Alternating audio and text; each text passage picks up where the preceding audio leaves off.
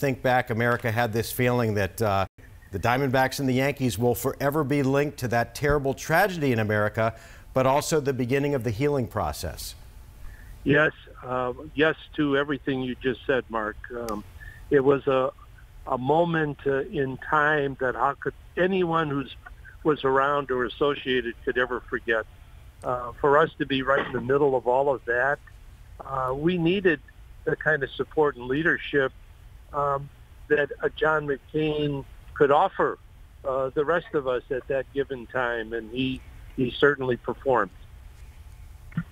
All right, Jerry Colangelo on the phone for us tonight as Team 12 continues to cover this breaking Jerry, news thanks. About Senator John Okay, McCain. you're welcome. Thank you very much. And you know, the Arizona Cardinals tweeting out their thoughts and prayers with the McCain family. Obviously, he spent some time at Cards Camp in years past, and Team 12's Cameron Cox really highlights his influence on sports, as we were just talking about with Jerry. Take a look.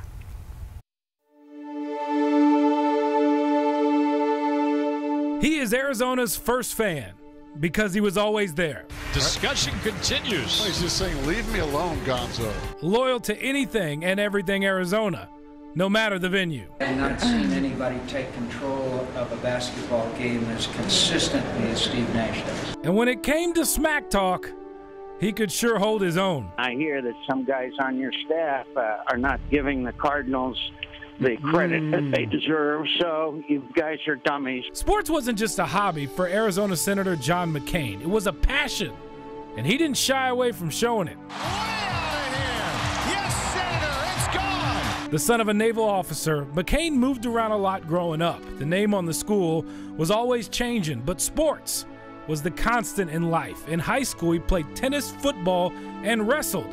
But according to him, not very well. In high school, I played everything mediocre, but I loved playing football, and being mediocre then made me idolize the Carsons Palmers and the Larry Fitzgeralds of this world. You know, some say American politicians are defined by the sports they favor. For McCain, it's no surprise his sport was boxing.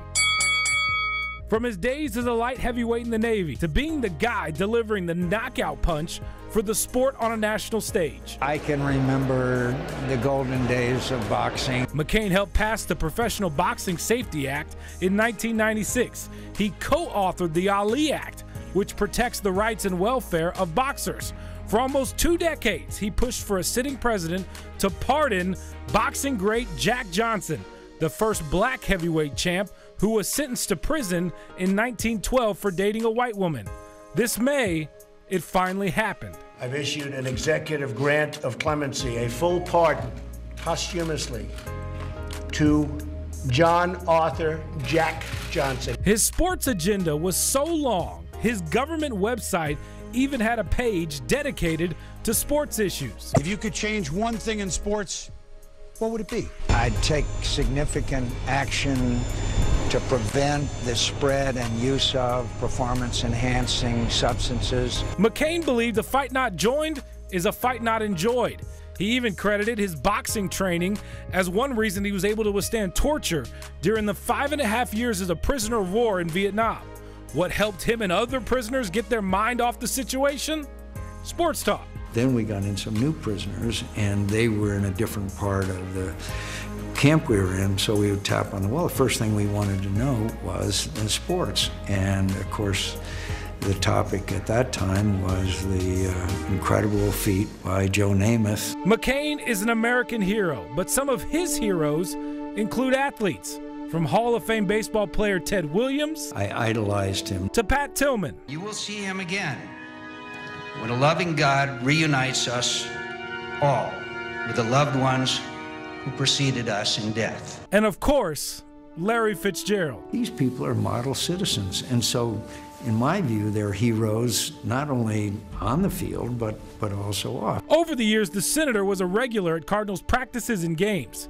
Here he was just a month after being diagnosed with brain cancer in August 2017. God bless him. I mean, I love Senator McCain, and one of my greatest treasures was having him stand next to me for the national anthem for a game, and You know, if anybody can whip it, he can. He's the toughest son of a gun I know. But it's his friendship with another Arizona icon that really spoke volumes, and that was never more evident than on Christmas Day in 2017. You know, I have such a great respect for him.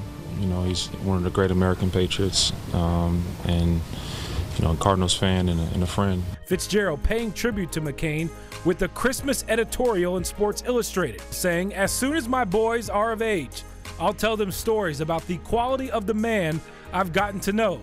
I'll tell them Senator John McCain will be revered and respected as long as the United States of America has a place in this world, and his legacy will outlive all of us." He's a special person, and you know, we need him. Heroes get remembered, but legends never die. But next time, Senator, remember to bring a glove. You know, it's he interesting. Almost had it. Yeah. It is interesting, and Jerry Colangelo was talking about it, that John McCain, I think, understood that sports could be a great uniter, and he was such a tough son of a gun. I mean, you know, not a great athlete, but a tough athlete, and sometimes you want the tough dog in the fight. And sometimes it's not about athleticism, but more so about mental toughness, which he had through and through up until this very day. I mean, there's no arguing that whatsoever through his whole life and every experience he had, whether it was on the field or off the field, the battlefield, what have you. Yeah. Unbelievable. And let's go to somebody who knows something about toughness. Former Governor Jan Brewer joining us. Governor, are you there?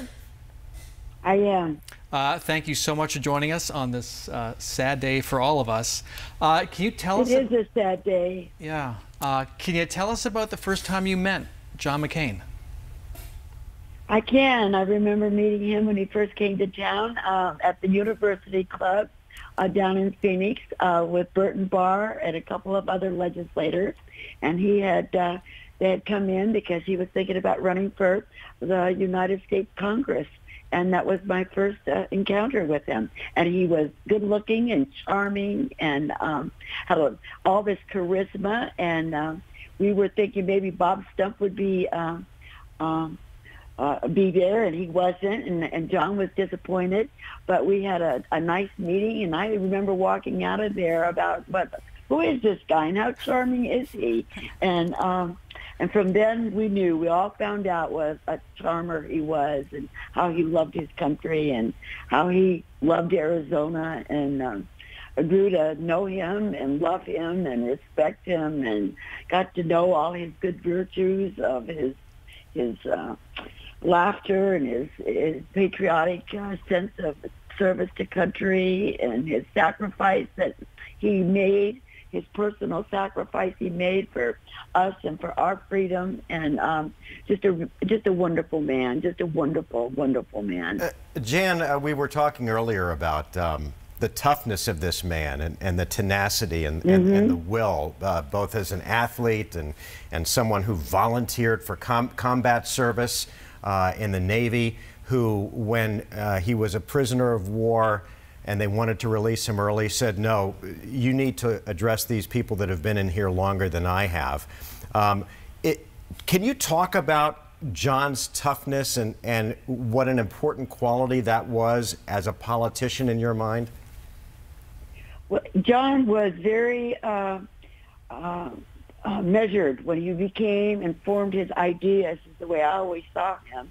And he always could back up what he said with facts and the reason why. And once he made up his mind, if he thought it was the right thing to do, there was no turning back. He moved forward. He moved forward. He was tough. He could take the blows. He had some tough times in politics, and it's brutal. But he never blinked. He never blinked. He kept on that path, and he just kept going because it was all for the love of what he believed in and the passion he had for this country. And I've never met anybody with his determination, and at the same time be so self-deprecating with himself and laugh. He had it all. He had it all. And what a contribution he has made to our country and to our state. Most of us couldn't even have done 1/10 of what he has done, and would have balked at the first time we were faced with just a small portion of what he faced, and a true patriot. John McCain and I, we started our careers on the same path. He came to Arizona and lived here, and then he ran for the United States Congress, and I ran for the Arizona State Legislature. Then he ran for the Senate, and I ran for the Arizona State Senate. And our careers from that point on, we just were on the same parallel, working together all those years together. And I used to say to him, I laughed at him one time, and I said, John, I said, if you would have done your job and won the presidency, I would have never been governor. And what did he say? And he just laughed. He says, oh, Danny, he says, you're nuts or you're funny or something like that, But I said, you've got me in this mess. You got to hang with me, But I loved him. He was just an amazing, amazing man.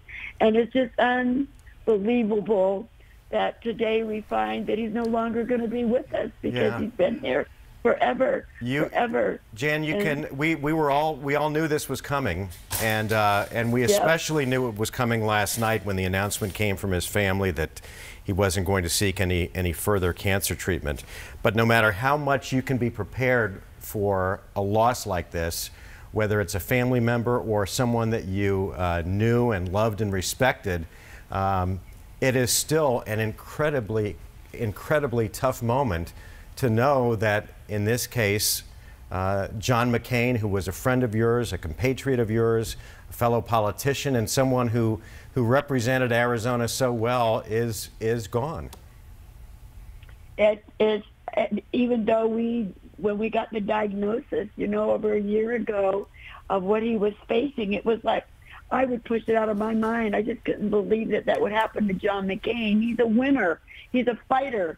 I believe in miracles. And even last night, when we got the news that he was stopping his therapy and going to see what happened, I thought, if anybody can make this last longer, it's John McCain. And I was shocked this afternoon. I was shocked. I was just, I saw it on the TV, and it was like, I thought I couldn't believe it. And my son called me, and I said, well, there's something on TV. He says, well, John passed away. It's like I didn't want to believe it. I couldn't understand it. I could not understand it. And I still don't know if I've got my hands totally around it. But, I just can't imagine how his family and Cindy and his mother, Roberta, how they're all coping with all of this. But they're strong too, I guess. But like him, I don't know if they're strong like him. He was a strong man. He was a strong man, and no one loved their country. No one loved the state of Arizona more than John McCain. No one. Governor, it's Bram Resnick. So we're talking to the truth teller about the straight talker. And John McCain. Well said, Bram. And John McCain liked to tell like it was the good stuff and the bad stuff. If you read his recent book, he comes clean a lot of things. So tell us about a time when the two of you may have just kind of clashed a bit and there was a disagreement. Oh, well, there was probably more than one time that we clashed. And, when I was up in the governor's office, he called and he didn't like my temporary tax. He didn't think that was a good idea, The sales tax for education in 2010. Right. Yeah. And, I said, I tried to explain to him, I had no other choice. Never voted for a tax increase in my life, John, but this is the right thing to do. And I tried to say to him, I need your support. And he said that he and John Kyle had talked about it, and they couldn't do it. And I got a little huffy. And I said, I'm going to tell you something, John. I said, it is the right thing to do. And I think that in the end, you will probably agree with me. Now, whether he ever did or not, I don't know. But we moved forward. And people overwhelmingly supported it, but John was not with me, and I was brokenhearted. That was a big deal. That was a big deal for me and for Arizona. But he was, thinking that it wasn't such a good idea. But that was a big moment because of my decision to move forward, and I did it because I felt it was the right thing to do. Not unlike John McCain, because if he thought it was the right thing to do, he wouldn't have backed down either. So, That's right. And you were almost alone among Republicans in championing that tax, and I passed overwhelmingly. Yeah, Jan, I think both of you all personified Arizona and Arizona politics to a T. One last question, and we all appreciate your joining us on this very tough day. I can hear it in your voice. It is tough. Your heart is so heavy. It is.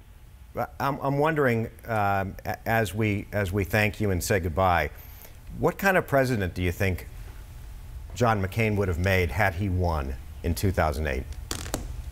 Oh, I think he would have been absolutely fantastic. I think that he would have been one of the, if not the greatest president we ever had, because he really believed in his convictions, and he did things in such a precise manner. And if he said he was going to do something, he charged full-fledged ahead, and he got it done. I think he would have been great. That was one of the greatest privileges of my life in my political world, was being able to nominate him for the Republican ticket for President of the United States in Minneapolis. That was an honor. And I was standing there right next to you, Governor. I'll never forget that night. Governor Brewer, thank you so much for your time this evening. Thank you. We just want to give a quick recap to anybody who's joining us now. NBC News obviously confirming the death of Senator John McCain at age 81, just days before his 82nd birthday. That would have been this Wednesday. We are continuing our team coverage. Team 12's Joe Dana up north near Cornville, where the family's home is, and the escort that is up there. And obviously condolences coming in from a lot of dignitaries and professional teams. The Arizona Diamondbacks sending out an email with their condolences, but we have President and CEO Derek Hall on the phone. Derek, tell us just how important John McCain was to the Diamondbacks family.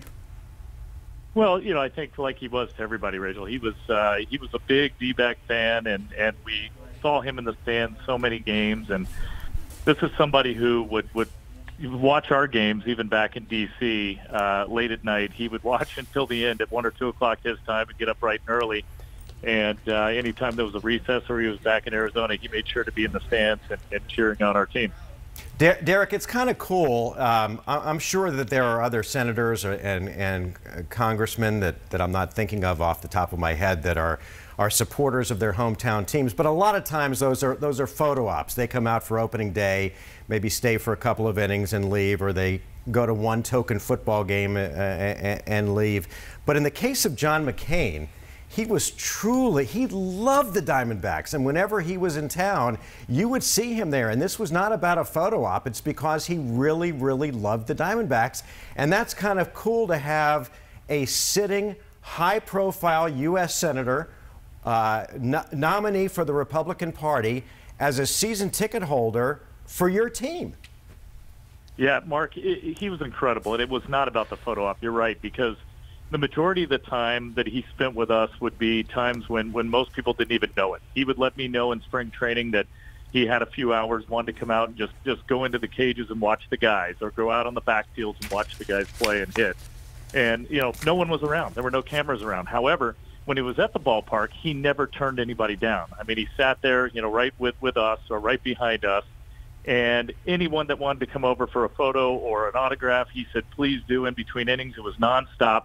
Yet when you sit there and talk to him, Mark, this guy knew more about our team than any other fan. We always said he was probably the most high-profile fan we had, probably the most, celebrity-wise, probably the biggest fan we ever had. And he knew everything. I mean, he would sit down and tell me about guys in single A or short season A. And, tell me about this kid out of the Dominican that we just signed, this right-handed pitcher. Unbelievable, his knowledge and depth of that knowledge with our team. I don't know if you were listening earlier, Derek, but we had Jerry Colangelo on, and we were reminiscing about the 2001 World Series, a time when America was so fractured and so beaten after the terrible, tragic events of 9/11. And just a few weeks later, here the Diamondbacks are playing the Yankees in the World Series. And I remember that we all, the media, the local Arizona media, the Diamondbacks players, Jerry, and John McCain all took a tour of Ground Zero. And this guy, John McCain, bled Diamondbacks. At the time, it was teal and purple, and now Sedona red.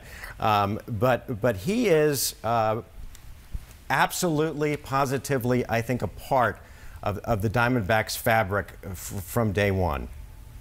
No question. Part of our family, part of our family, part of our fabric. And this is someone, Mark, who also knew everybody in our front office. He would take the time to come speak to all of our employees. He challenged me to the ice bucket challenge, where Gonzo dumped the bucket over his head, and right next to him, we had Baxter dump a bucket over mine. This guy always wanted to take part in our charitable events. He was always there for us. This guy, John McCain, truly was a D-back. And Derek, listen, I know you well enough to ask this, and I know you know where I'm coming from, and I'm not trying to put you on the spot, but you're a cancer survivor. Your beautiful wife, Amy, has dealt with breast cancer, and we've just lost John McCain to cancer. It's something that all of you have now in your souls, this terrible, insidious disease. And there's a fighting spirit, I think, for everyone who has dealt with and danced with this terrible disease, no matter what form it takes. Absolutely, and he got such a tough diagnosis, and I remember when I had mine, one of the first calls I had was from John, and that's just who he is. As busy as he was, he took the time to call me and let me know that he was thinking about me and praying for me, and I felt that, and it was sincere and real, and that's the type of person he was, and what a fight he put up.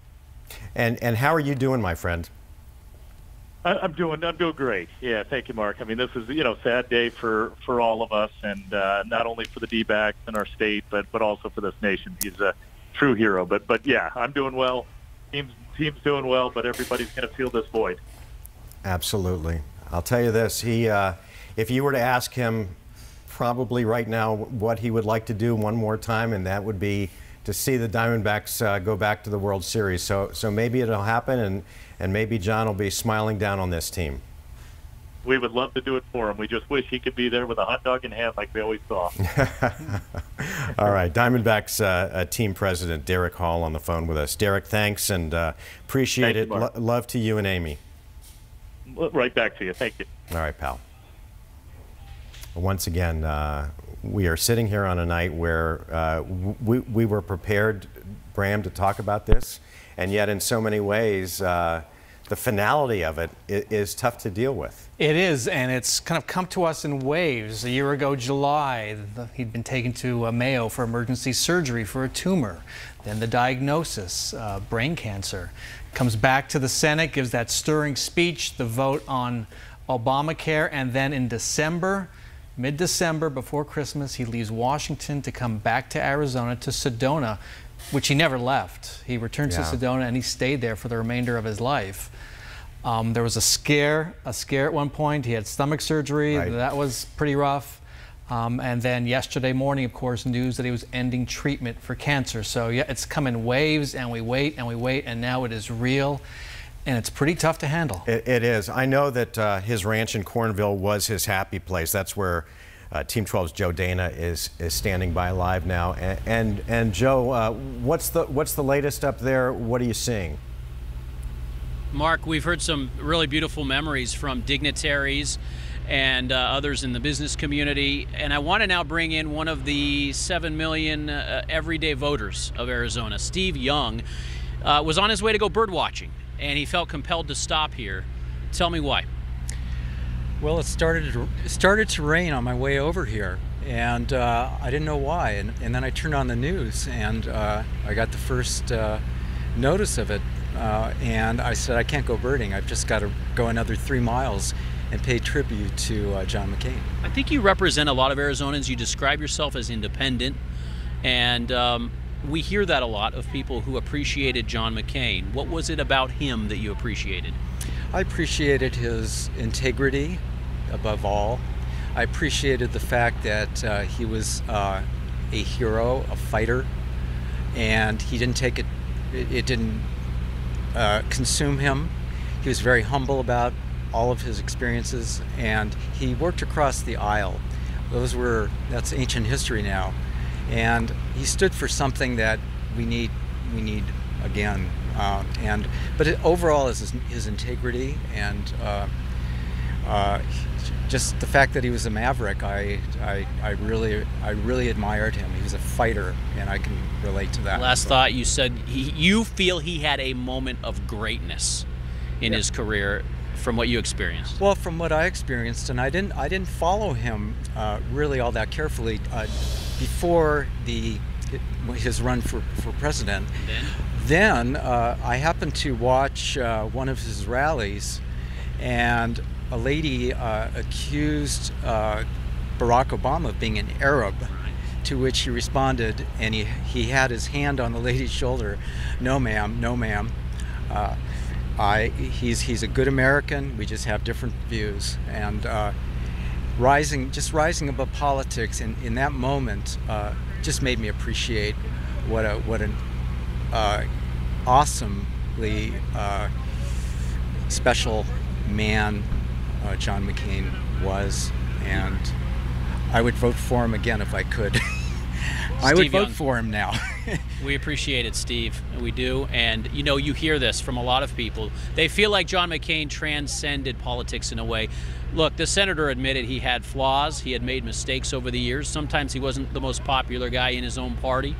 But there were moments, and just like the one John mentioned, where everyday Americans feel like it was a special moment, and it said something more about being American than just a politician.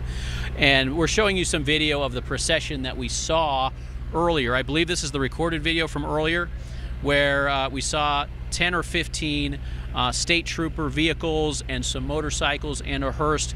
They passed in here through this tiny community of Cornville and Page Springs, and then they headed up this small little private road that leads down into the Oak Creek area, where there are a few properties. One of them, the 6-acre ranch, where John McCain and his family have stayed for over the years for vacation and to host dignitaries, friends, families, and where Senator McCain has had some wonderful conversations with complete strangers. We've talked to a couple of them over the last couple of days. A 91-year-old woman said she ran into Senator McCain last year when he was sitting at the bar at the bistro nearby. She expected a quick hello. She just wanted a photo. She said 30 minutes Senator McCain spoke with her. And those are some of the stories you hear. He always had a quip. He always had something funny to say, and he was one of the most intelligent people to talk to.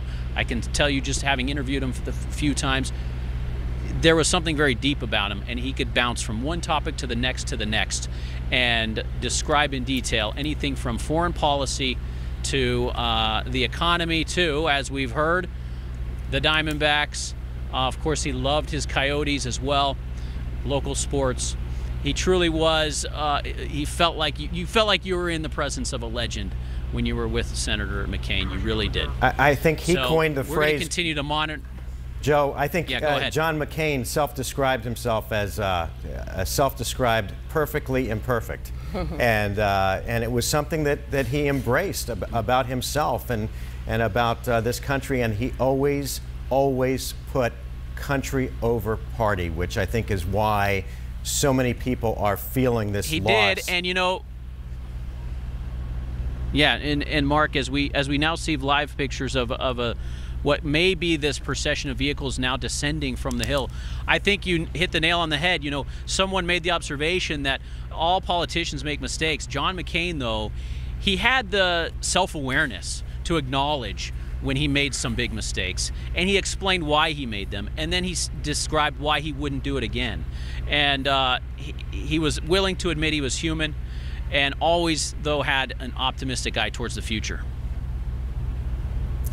Something that optimism, America rallied after 9/11, and it ran through his blood. He had the optimism, he had the will to survive in a terrible torture for 5.5 years in a Vietnamese prison camp. He was, and I think that in many ways that helped shape the man that he would become in Congress.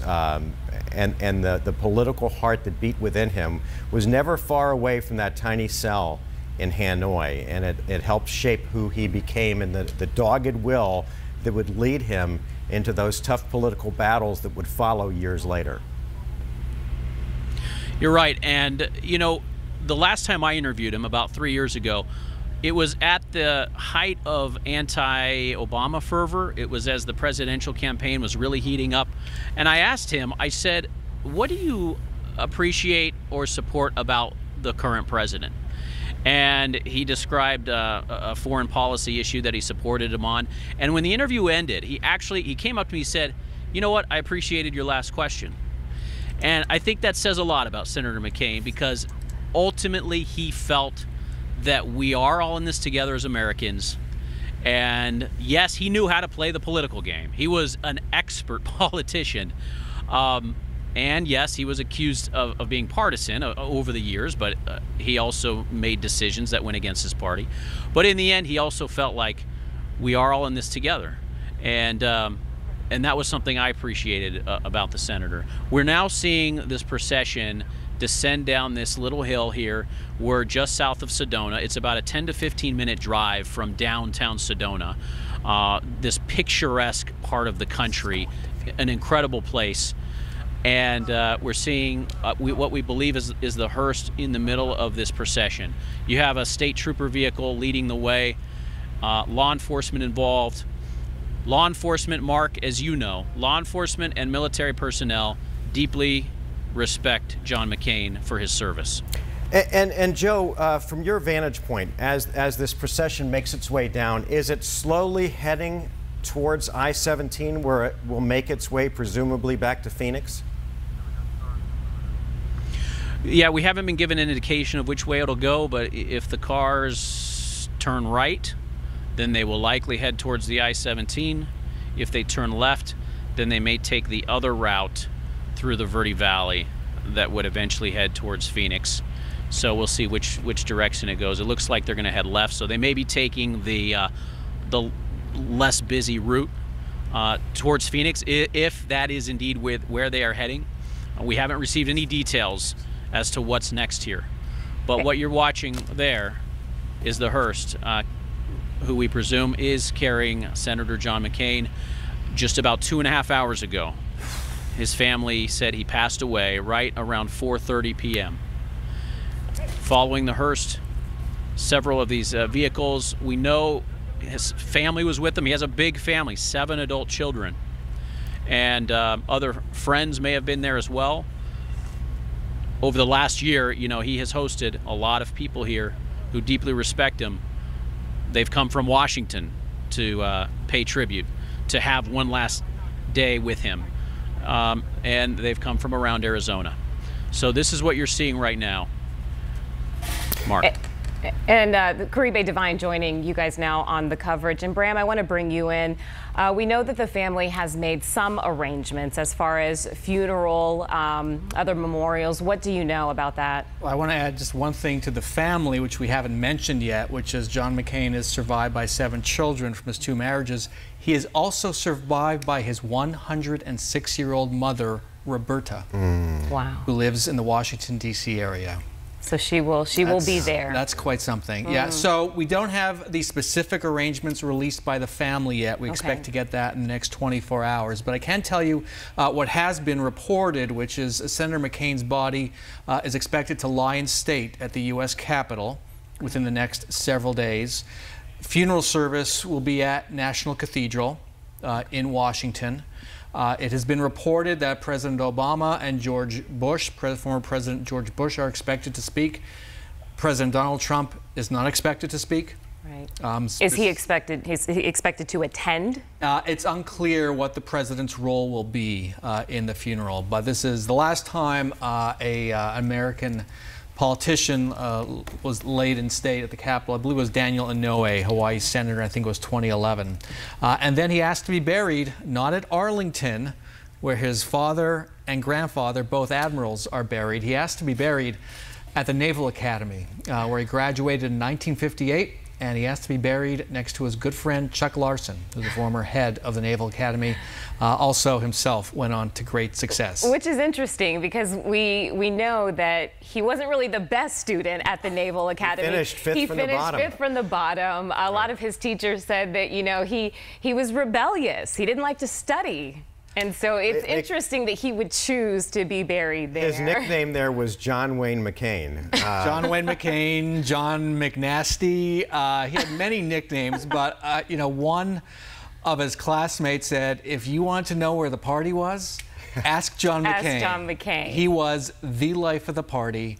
Didn't care so much about his grades. I think there's a picture of him in a sports car and with a you know, cigarette, leather jacket. He was, back in the day, the classic fighter jock. Before he was a fighter. He was Tom Cruise. In the Academy. But, yeah. So maybe in a sense he's trying to have one final last party at the Naval Academy. Yeah, and isn't it funny? And I just thought of this, that Maverick was the movie. was the call sign for the Tom Cruise character in Top Gun, and he called himself the Maverick. The Maverick. Well, you know, to be fair, I'm not sure he gave himself that name. He never. It was more media, he never gave right? himself a nickname. He certainly gave a lot of other people nicknames. Yes, but my point is, he considered himself in many ways a maverick. And, you know, no matter where he accepted the term, right? He did. Well, he accepted it in 2000. He accepted it then. You talked to him in 08 and 10 and even 16. His response would be, what does Maverick even mean? Exactly. I don't know what that is anymore. Well, all I can tell you is he embraced the fact later in life that he wasn't the greatest student at Annapolis at the Naval Academy, but within his heart, a guy that volunteers for to fly combat missions in the Navy, a guy who volunteers and tells the Vietnamese, you know, to go do what, I'm not even going to repeat what, but the point is that there were other prisoners in the Hanoi Hilton, and he said they've been here a lot longer than I have, and they wanted to get him out of there because of who he was and what his last name was, and he said no. So maybe not that surprising that he wants to be buried in Annapolis by his friend, as opposed to Arlington National Cemetery, where so many dignitaries have been buried. We have to take a quick break, and we'll come right back with special 12 News coverage on this evening, where we have lost the Maverick, the Lion of the Senate, John McCain.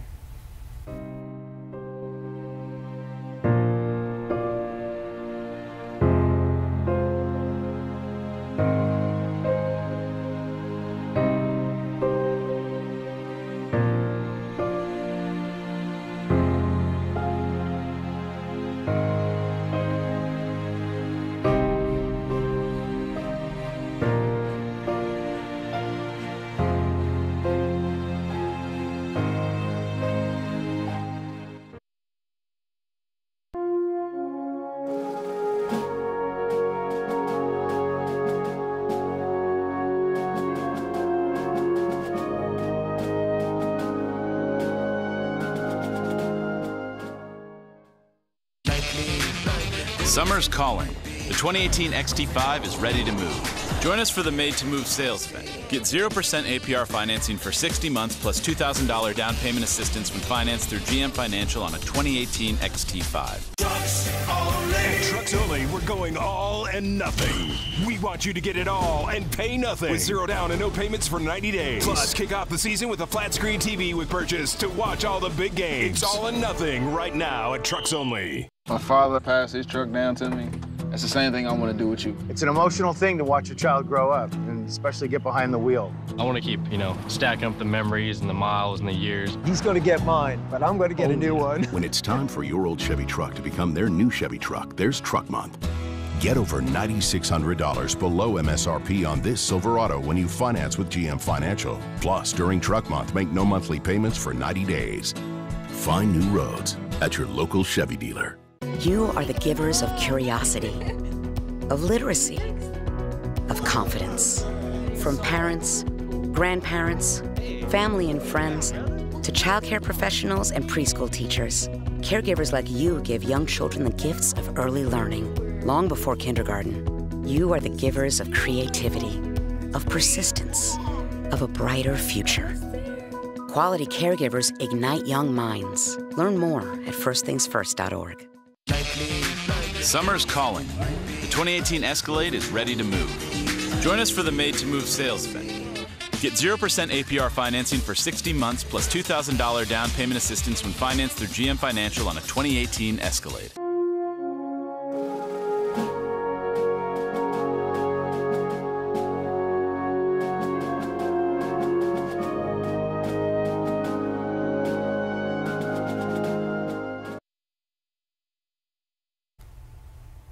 Of course, social media, such a big part of the, you talk about how Americans communicate. Our president communicates through social media now, but it's also a way for Americans all across the country, dignitaries, people that knew and loved John McCain, to reach out, send their condolences and their thoughts. And Crystal Henderson joins us now with some of those. Yeah, with heavy hearts, we've been reading so many. Let's go ahead and show you some of those tweets right now. We'll begin with Cindy McCain. She says, "My heart is broken. I am so lucky to have lived the adventure of loving this incredible man for 38 years. He passed the way he lived, on his own terms, surrounded by the people he loved, in the place he loved best." We also have some more to show you here. From President Donald Trump, "My deepest sympathies and respect go out to the family of Senator John McCain. Our hearts and prayers are with you." And also, we have been scanning through the tweets and have basically been seen from leaders across the country. We're going to flip to another one here. Jeff Flake here. "Words cannot express the sorrow I feel at John McCain's passing. The world has lost a hero and a statesman. Cindy and the McCain family have lost a loving husband and father. I have lost a wonderful friend." And I think the sentiment you're going to find with several of these tweets we go through are very much the same. Sarah Palin, "John McCain was my friend." There's, again, a friend, a dear friend. "I will remember the good times, my family, and I send prayers for Cindy and the McCain family." And that is from Sarah Palin and family. And one more here for you, Vice President Mike Pence. "Karen and I send our deepest condolences to Cindy and the entire McCain family on the passing of Senator John McCain. We honor his lifetime of service to this nation in our military and in public life. His family and friends will be in our prayers. God bless John McCain." You know, it seems like social media is such a thing that's very absent of emotions typically, right? People just... But not on days like this. But not on days like this. You can almost hear as they were writing how they really meant it. And, you know, my entire life, John McCain has been, Arizona has been a leader here. And so certainly hitting home for people who may have never met him or those who call him friend. And that's the thing with social media, is that you can just be a regular average Arizonan and be able to convey those messages of what John McCain meant to you. Absolutely. Maybe I've been scanning and I've seen people post photos where maybe they were at an event and he was with them, and just describing how much, you know, of an honor it was to meet him and just be in his presence. Absolutely. So yeah, it does give people an outlet to express the way they feel, even though they may not have ever known his family. It's so interesting because he touched not only Arizonans, but so many different communities, both locally and nationally. And of course, part of John McCain's story is the time that he spent in Vietnam as a prisoner of war and as an American fighter pilot for the Navy. And yet, to his credit, years later, he was able to reach out and mend any ill feelings towards that Vietnamese community, and actually became beloved in the Vietnamese community. Right. And, you know, President Bill Clinton said that had it not been for John McCain and what he was advocating for, he wouldn't have been able to end the Vietnam War. So he had a huge impact on that community. We want to send it now to Tram Mai. She has more on what John McCain meant to the Vietnam community. To us, we think of him as a hero. While John McCain was serving in the Vietnam War as a Navy fighter pilot, in 1967, his plane was shot down during a bombing run over the North Vietnamese capital of Hanoi. He became a prisoner of war, repeatedly tortured until his release in 1973. After returning home to the U.S., serving as a Republican congressman and then senator, McCain became a leading voice for Vietnamese Americans, pushing for normalized U.S. relations with the communist Vietnamese government and also spearheading efforts to help refugees' relatives reunite with their families in the U.S. Kevin Dang is the president of the Vietnamese community here in the Valley. There are two things that myself and many other Vietnamese Americans always, that makes us think of him very highly. The first thing is in 1996, he, as a congressman, he had sponsored and led efforts to pass a very important legislation, which allows children of the South Vietnamese political prisoners who are over 21 years of age enter and reunite with their parents who have already been permitted to settle in the United States. In addition to that, over the past 6 years, Senator McCain has been very outspoken and vocal about Chinese encroachment into Vietnamese territories, especially on those islands in the South China Sea. So those are the two things that had made us, all Vietnamese Americans, think of him dearly. And we are forever indebted to his kindness, his noble character, and his strenuous efforts in terms of advocating and fighting for the Vietnamese Americans. Not only that, he is a strong fighter for Vietnam, our country, as well. And that's why many in the Vietnamese community will forever feel indebted to John McCain because of his loyalty to them and the huge impact he made on their lives. Senator McCain has he has a nickname that has been given to us by Vietnamese Americans. We call him an American with Vietnamese heart. And he truly is an American, a Caucasian on the outside, but deep inside, he is a pure Vietnamese by nature.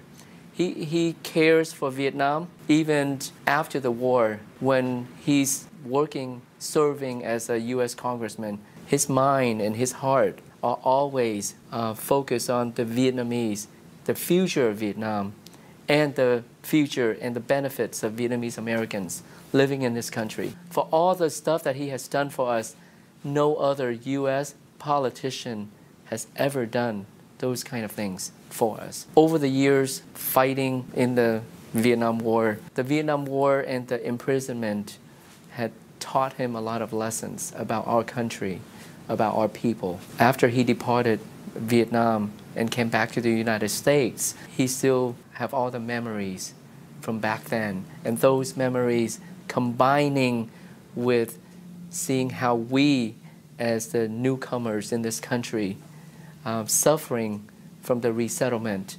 I mean, those are the two factors. It is interesting to listen to the perspective of the Vietnamese community, indelibly linked with John McCain, and of course our own Team 12's Tram Mai, Vietnamese herself, and so she knows firsthand because her parents immigrated here. Right, one of the last refugees out of Vietnam. Out of Vietnam. And Bram, you have an interesting story about John Kerry. Well, John Kerry and John McCain were the ones who reopened relations with Vietnam. And another sign of the bipartisan McCain. Yes. That was really tough, even, was it 20 years ago, 20 plus years ago, to get that done. That was really tough, and it wasn't necessarily very smooth between McCain and Kerry. Kerry, of course, a noted anti-war protester in the early 70s after he had served in Vietnam himself. So a really landmark achievement there by both Kerry and McCain. Now, when you talk about the Vietnamese community, there'll be a vigil tomorrow night at John McCain's office at 7 o'clock by the Vietnamese community to honor John McCain, who, of course, if you're just getting home tonight, has passed. We got word at about 4:30 that he passed away, and as we speak, his body is making its way from his beloved ranch in Cornville back to the Valley. We want to go to Nicole Zymek, who is standing by outside John McCain's office in Phoenix with the latest information about this vigil and more. Nicole? Yeah, Mark, we're here at John McCain's office. We've been here for more than an hour now. Haven't seen anyone actually come by and leave flowers yet, but this is where he would come for many years. 35 years he was an Arizona state senator, and it is incredible thinking about how towering a figure in politics he was, being a senator and 2 presidential races.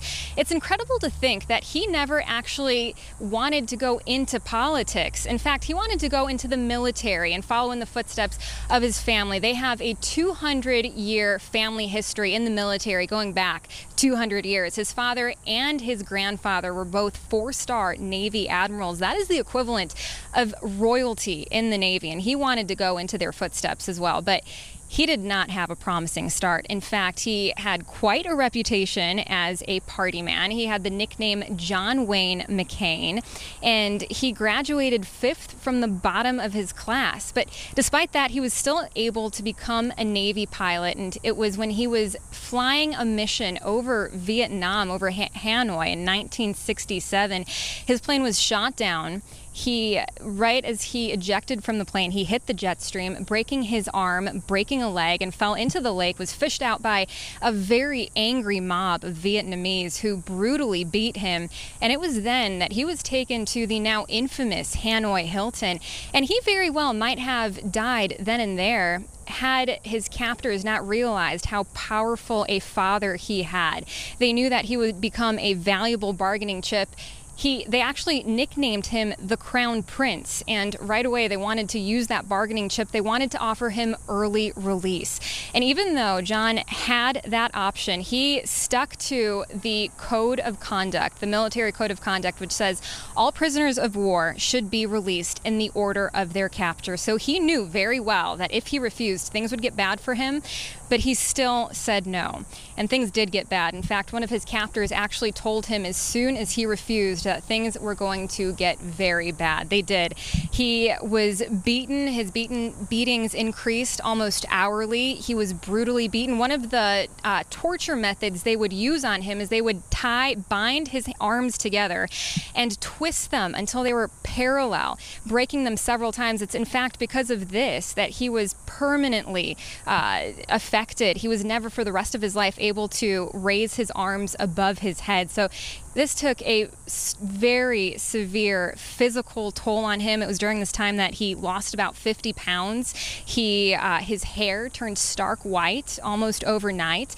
Psychologically, this took a very big toll on him too. He was held in solitary confinement for almost 2 years. It was around this time he tried to commit suicide, and he may very well have succeeded had one of his captors not stopped him. And it was around this time that he started to cave into the pressure, into everything, and he did sign a war crimes confession, but he said many times throughout his life that that was one of the things that he regretted most. And he was eventually released in 1973, but that was after 5.5 years as a prisoner of war, enduring these brutal beatings.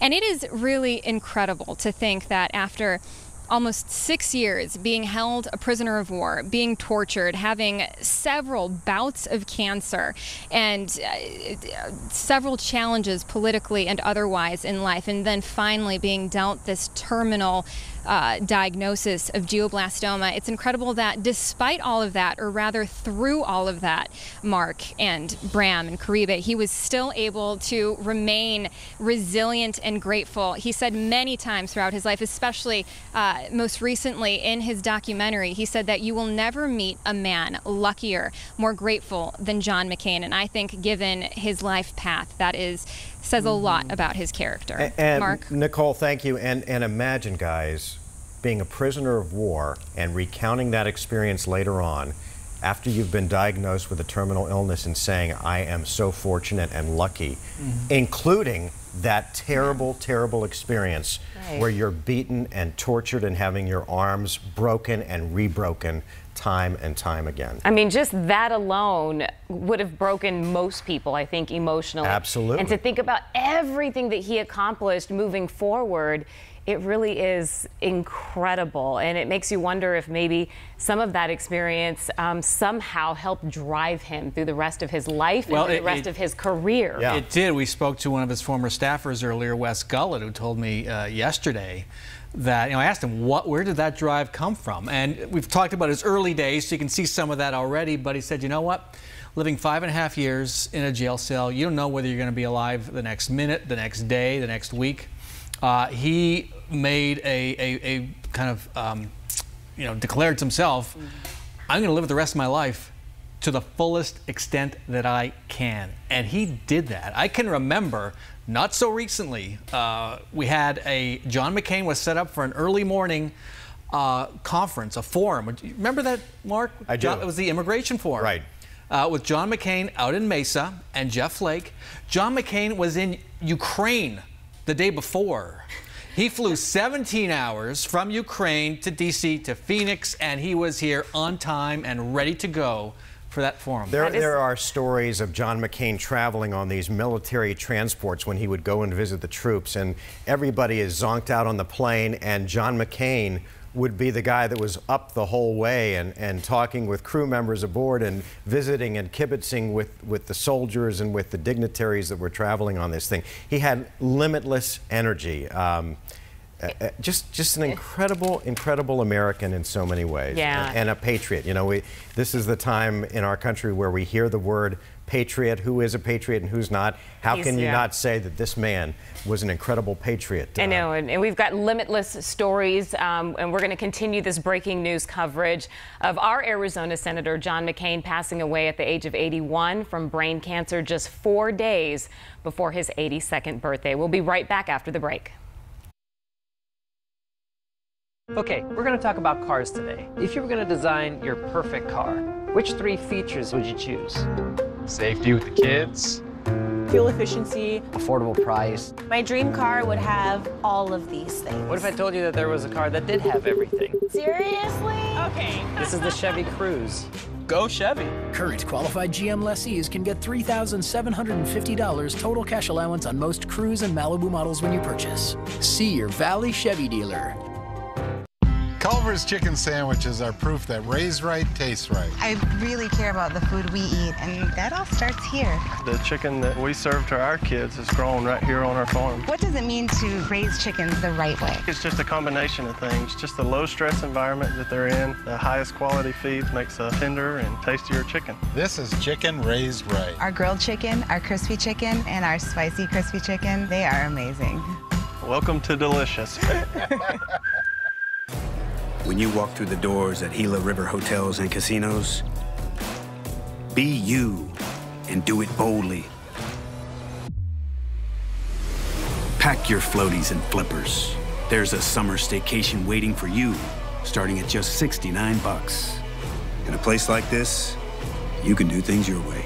So you, do you. Only at Gila River Hotels and Casinos. Wild Horse Pass, Lone Butte, and Vequiva. How is affordable dentures and implants so much less expensive? It's all they do, so they're amazing. But who has time for all that? Everybody. They made these while we waited. Took 1 day. They'll treat me okay? Like family. I can't believe I'm doing this. We should have done it years ago. Dentures start at just $295. And now get 10% off all dentures for a limited time. Denali, a badge of honor for the relentless, who never tire of striving for the best. This is your invitation to upgrade. The GMC Denali Invitation, going on now. Visit your GMC dealer today.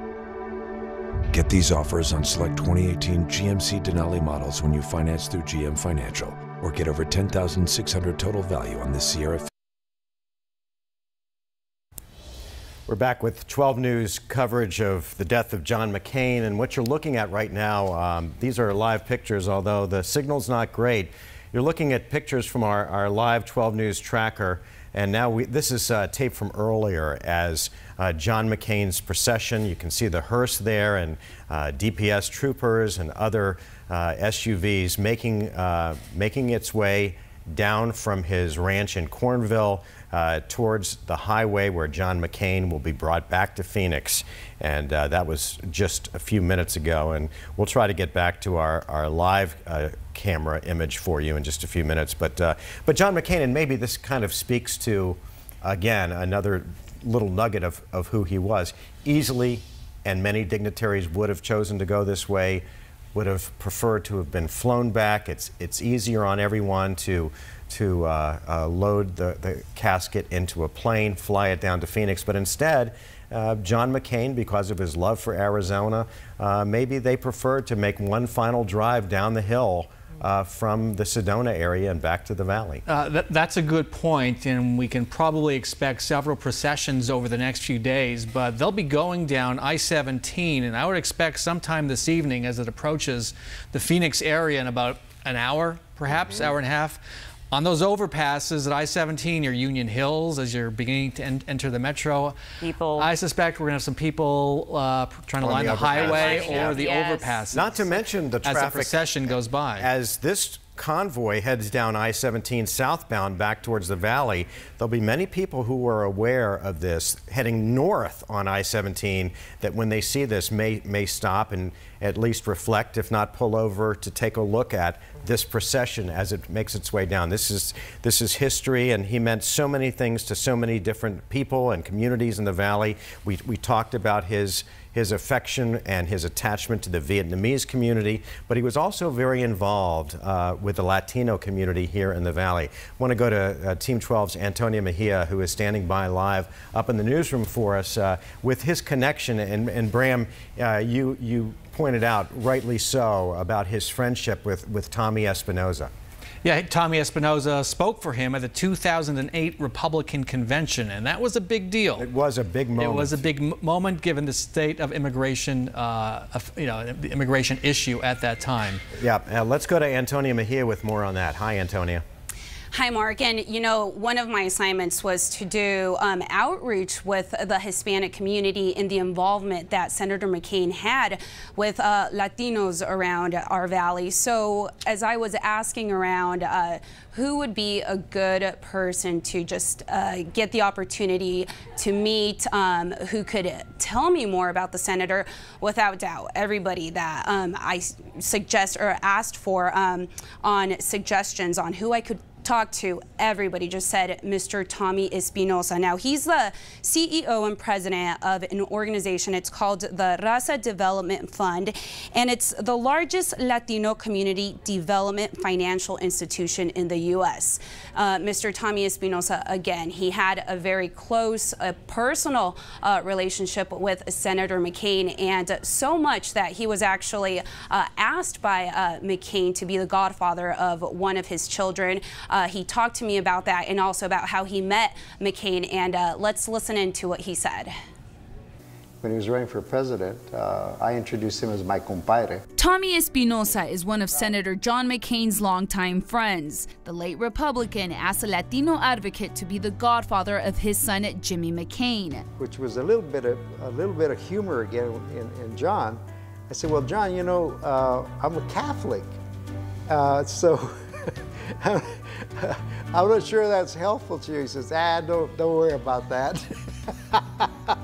Typical John McCain, don't worry about that. You know, I want you to be godfather of my son. I said, okay. I said, well, let's do it, you know.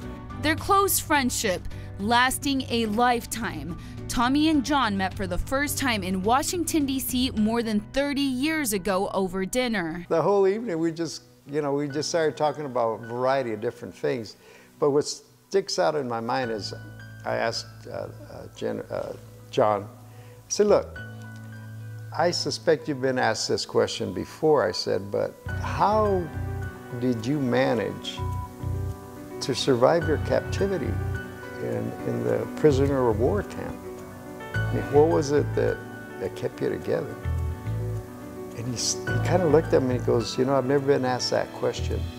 Everybody always asked me how they treated me. So he said, well, first of all, he said it was my belief in God, you know, my family and my country. He goes, I knew those pieces would, in effect, bring me back home. Despite political differences, they kept supporting one another, Tommy serving as key player in John's senatorial campaigns. John goes, I want you to co-chair my senatorial campaign. I said, okay. I said, well, you know what, let me think about it. I said, you know, John, I'm a Democrat, so I'm not a Republican. And he goes, no, I need an answer now. Are you going to co-chair this campaign or not? I said, yes, I'll be your co-chairman. So he said, good, you know, and hung up. So they didn't see eye to eye on every issue, though. Espinosa was completely against McCain's support of anti-illegal immigration bills, like SB 1070. There was some position he didn't like, obviously, that I would stand on.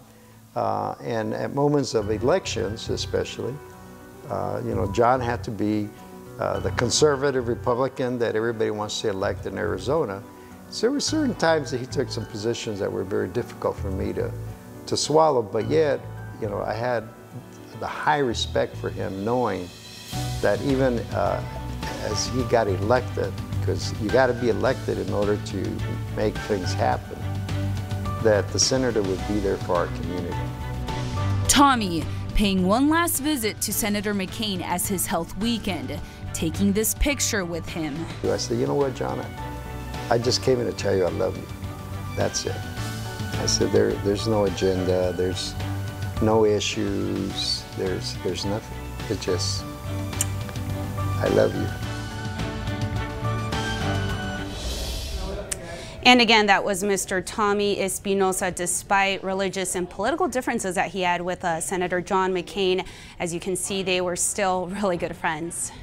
Guys? All right, Antonia, thank you so much. And of course, we'll never forget the campaign ad, Build the Dang Fence. That was back in 2010.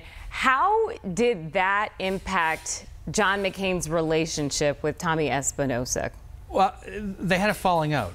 I remember talking to Tommy about that several years ago. They went through a really rough patch, and people who know John McCain's history with immigration know he was for reform, and then in 2010 he turned away from reform. During his presidential campaign, in 2008, he nearly lost it over the issue of immigration and had to shift positions. And John McCain, straight talker, and he'd say the same thing himself. He's come clean in recent months about a lot of issues. The Sarah Palin issue, he would, you know, maybe decided, he said in his book, maybe we shouldn't have had her on the ticket. I would have preferred Joe Lieberman. So in the interest of telling the full story, as John McCain does, that is a part of it. He all along, I do believe, he believed in immigration reform. It had to be done. He saw the demographic fact. He saw the facts here in Phoenix. Politically, it was a really tough issue for him, and he was for it and against it and for it and against it, and finally for it. But in the end, couldn't move it that far. And it is interesting, and I know we got to get to break, but I just want to point this out and have Bram weigh in on this. Years from now, when you talk about John McCain, and hopefully we have immigration reform in some form in this country, people will look back to the mid-2000s, John McCain and Ted Kennedy joining forces to think about a framework, at least, it failed, but a framework for immigration reform in this country. And hopefully one day when that's done, that will be part of his legacy. He was there in 06, 07 with Teddy Kennedy. He was there in 2013 with the Gang of Eight. And yet they just couldn't get it across. You had a Republican Party that was, there was a sizable portion in Congress that was opposed and would not go along. And every time he ran for office, it became an issue he had to deal with. And he would step back. All right, well, there's so much to talk about. You've been covering John McCain since, what, 2003? About 15 years. 15 years. Yeah. Okay, so we're going to be back with more from Bram and many others on the passing of Arizona Senator John McCain, dead at the age of 81. We'll be right back.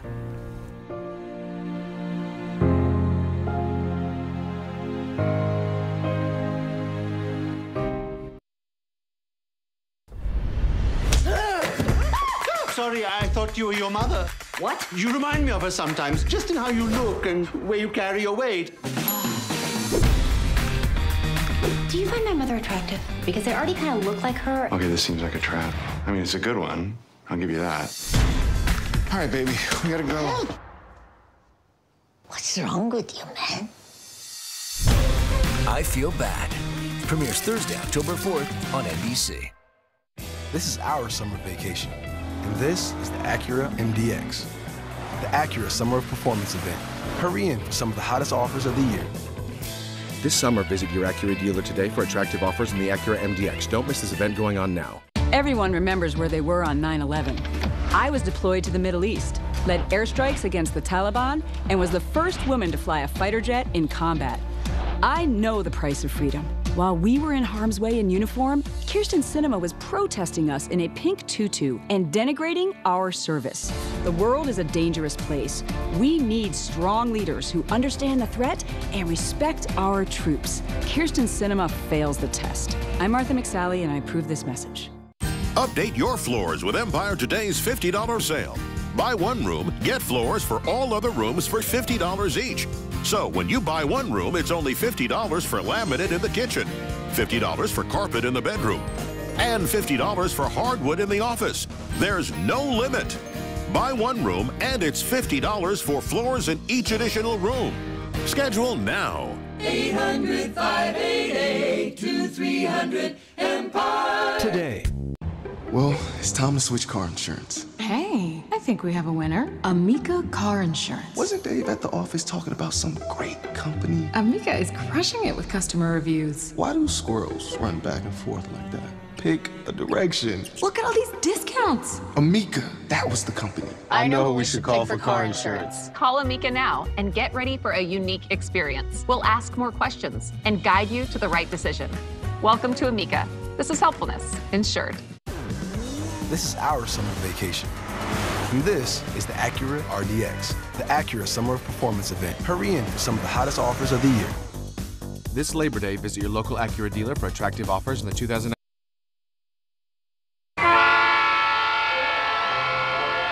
One Saturday not long ago, Arizonans took some time off to watch a special train carrying a special man through the state, U.S. Senate candidate John McCain.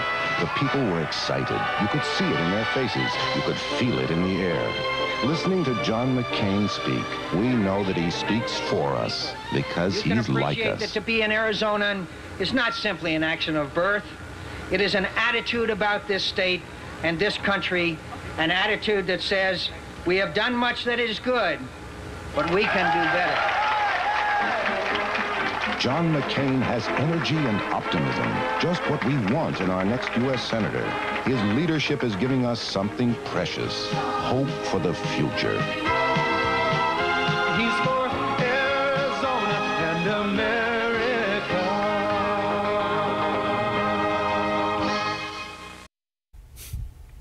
A young upstart politician in John McCain running for Barry Goldwater's seat, which he was vacating. And you could see the spirit, the sort of ex-fighter jock spirit in him as he did this barnstorming tour. Doesn't that look like it's 100 years old? It looks like it's 100 years old, and when you think about the fact that he was a POW, and then you see him in that way. Okay, we're going to go to Grant Woods, who is holding a press conference on his reaction, very close friend of John McCain's. Well, you know, we knew that we were close here, you know, so the last several weeks haven't been good. So, you know, the handwriting was on the wall. Having said that, when it happens, then, you know, as everybody knows who's had the death of someone close to them or a family member, it's something different, you know. It's the finality and the idea of life without John McCain for the country, for our state. For me personally, I mean, I can't even remember what that was like. It's been my whole life, my whole adult life, and it's been a tremendous friendship and a lot of fun and just a heck of a ride. I mean, I never could have dreamed that we'd have such a ride together when he asked me to run his show there when he first got elected, but it's been remarkable. So all I can say is Yeah, we're sad. I would say I have some mixed emotions because John is a warrior. He's he's a fighter. He's a guy and he's restless. He nonstop energy, and for him to have to just sit there in the chair recently and maybe walk around a little bit in therapy, that wasn't him. He didn't like that, and he didn't want that. So, I think it was time. When was the last time you had an opportunity to talk to him, and what did you kind of exchange with each other? Well, I've had many chances here to have a heart-to-heart with him and to thank him and to tell him I loved him and to tell him how special he was for me. I've had all those chances along the way here, and that was hard. I failed the first 3 or 4 times I tried. I couldn't get it out. The other reason it's hard is he doesn't like that. He is one of the most sentimental guys and emotional guys, but he's old school. He didn't like to show it. Okay, so that made it tough, but I got it out finally. I said what I needed to say over time. The last time I was with him was a couple weeks ago, and he wasn't doing well at all. He kind of would come and go, and it wasn't a good situation there. So I can say he handled himself. He handled himself in death the way he did his entire life. He fought it hard. He fought as hard as he could, and in a way, he showed us how to die. He did it with dignity. He did it without reservation.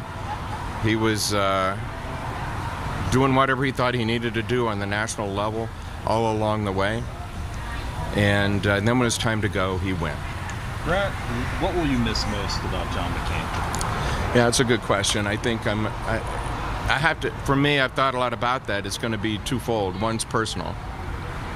The personal side, I mean, all I can tell you is, when I worked with him for a few years and then when I've been by his side ever since, it was just a lot of fun. We had fun. And that was kind of my job, ultimately, was just be there because then we knew we'd have fun. Making fun of people or, telling jokes or, whatever we did. We always had fun, every time. I'm going to miss that. And the sports. We're both sports fans, and we're local sports fans. And, I can't tell you, 10 million conversations about sports. And I'm going to miss that because he knew his sports, too. He's a true fan. Probably more important, I guess, is, our state's lost a big leader. There's a reason Luke Air Force Base and Williams Air Force Base and Davis-Monthan have remained strong through cut after cut after cut. There's a reason Arizona has gotten so much, and a lot of that is John McCain, and no one's going to mess with him. And, you see it's hard to step into those shoes. It's rarely done. John did it. He stepped into Barry Goldwater's shoes, but it doesn't happen very often, so I think our state's going to miss that. And most importantly, I think our country will miss John McCain's courage and John McCain's voice.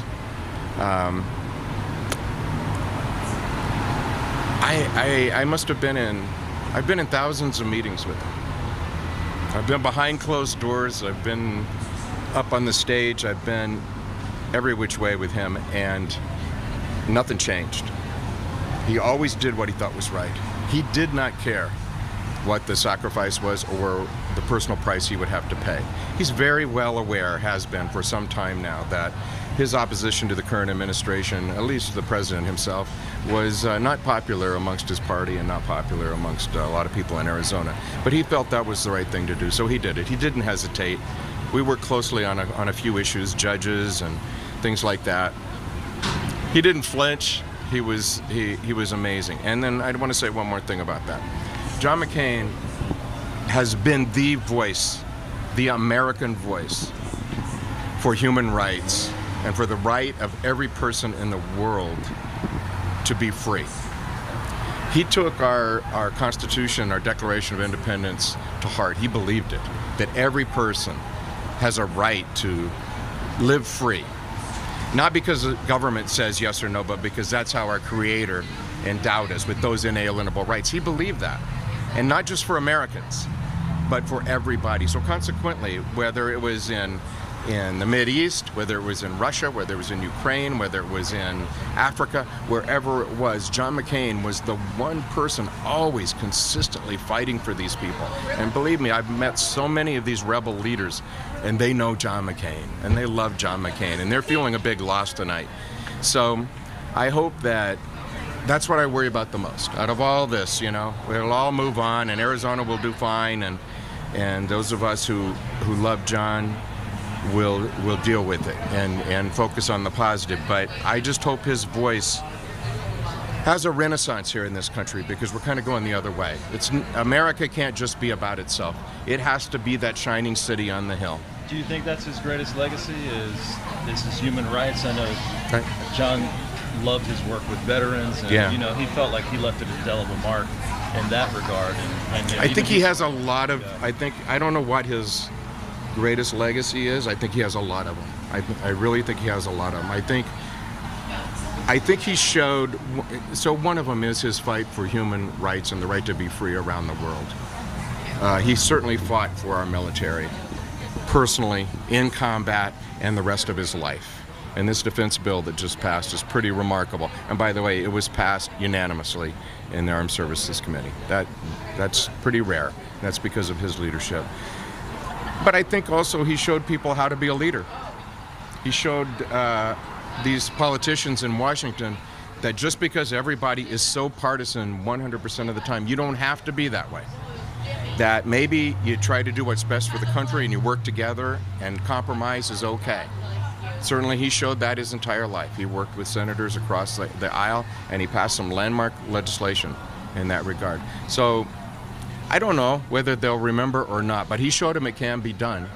And for the good of the country, hopefully they'll look to John McCain as a role model. Grant, talk about the early days a little bit, about how you guys met, and what was your first impression of him? Well, I was skeptical when I first met him, because I'm a native Arizonan, and they told us they wanted me to meet him, and he was going to run for Congress. And I'm like, what? He's just going to move here and run for Congress? And so I walked in the meeting skeptical, and I walked out and I said, wow, that's the guy. I'm for him. I mean, I knew immediately, and so did most people who met him, that he was just unbelievable. I mean, his resume, his knowledge of the issues, his enthusiasm, his personality. I said, wow. I mean, I just said, how lucky we are that he moved to Arizona. Could have moved anywhere. The fact that he moved here, fantastic. And, you know, I was an unusual choice for him. I mean, let's face it. I mean, at the time that he asked me to be his chief of staff, I was 28 years old, and I was in the middle of a murder trial as a public defender. That's not a normal choice for a conservative Republican. And yet he picked me, and we never looked back. We never looked back. It was non-stop action, and 24/7, and it was great. Like I said, we had fun the entire time, and it never ends. It's one of the McCain staffers' jokes is it's like Hotel California. You know, you can check in, but you can't ever check out, and that was true. I was Attorney General for 8 years, and you know, I've done a few things, and we go to Coyotes games, Diamondback games, Cardinals games, and my job was photographer. I mean, I hardly saw a game because they were lined up, and that was my job. And that was the old, you know, that's being a staffer. Once you're a staffer, you're always a staffer, you know. But mainly, I think we always wanted John to be treated right, and so, you know, whatever we had to do. He has a long, long list of Arizonans and people around the country who have worked for him, who think the world of him. Not all bosses can say that, but certainly he can. What would you say to all the Republicans out there, and there's been some really ugly comments in the last few days, who really detested him, even in this terrible time? Well, I have a hard time understanding those people on a lot of fronts, just to be honest with you.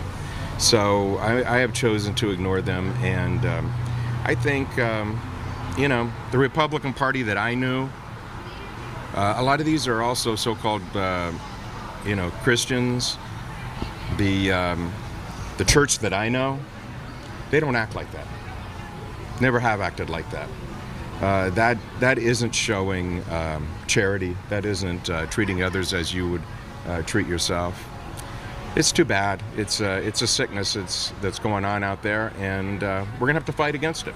You know, I think John McCain saw it that way. I see it that way. You don't always have to put on a uniform and carry a gun to fight for your country. So if John McCain taught us anything, it's stand up for what you think is right. If it's not popular, you know, it's not popular. Maybe that'll change, maybe it won't. But you got to do what you think is right and what's best for this country. And these people, you know, it's just really unfortunate that they're so negative. But, you know, what can you do about them? I'll tell you what, let me tell you probably more importantly how John looked at it. He didn't give a damn. I promise you that. He did not care. And if any of us were like, oh my God, did you hear what this person, or the president, or this, who cares? Let's go, let's go.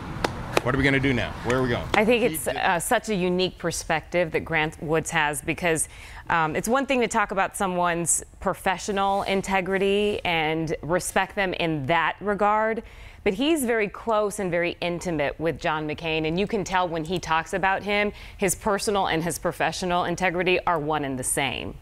And I think that really says something about John McCain. And of all the things that Grant Woods talked about, the thing that I'm left with, and I want to get your reaction to this, Bram, and yours, is that he died the way he lived, which is you follow the course that you set, and you take the lumps along the way. And if people don't like it, tough S, right?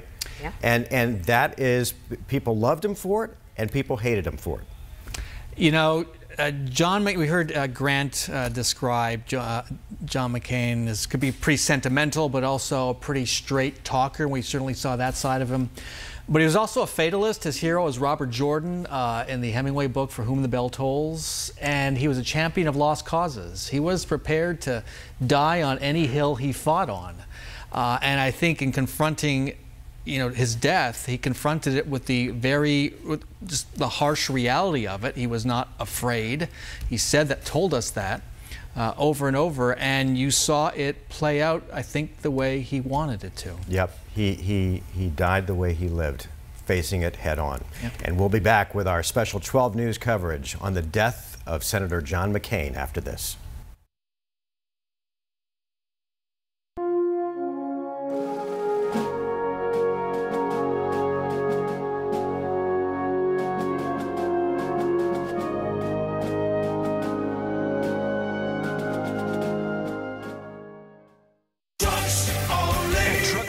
Going all and nothing.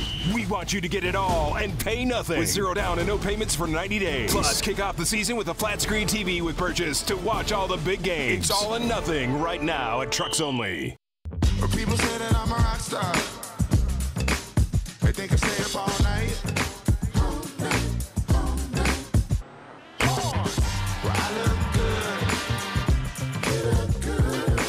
The Hyundai Epic Summer Sales Event. With select SUVs starting around $20K, this summer is going to be epic. Lease the Tucson for $179 a month, or get 0.9% APR financing for 60 months. Only at your Valley Hyundai dealers. We know what it's like to learn from the best. We know there's nothing quite like watching a sun rise. We know that what's outside can change what's inside. We know the great outdoors. We love the great outdoors. Bass Pro Shops and Cabela's bring you the Fall Hunting Classic with huge savings on the latest gear, like these Muckman's waterproof rubber boots for under $90, and save $100 on this Leupold LTO Tracker Thermal Imager.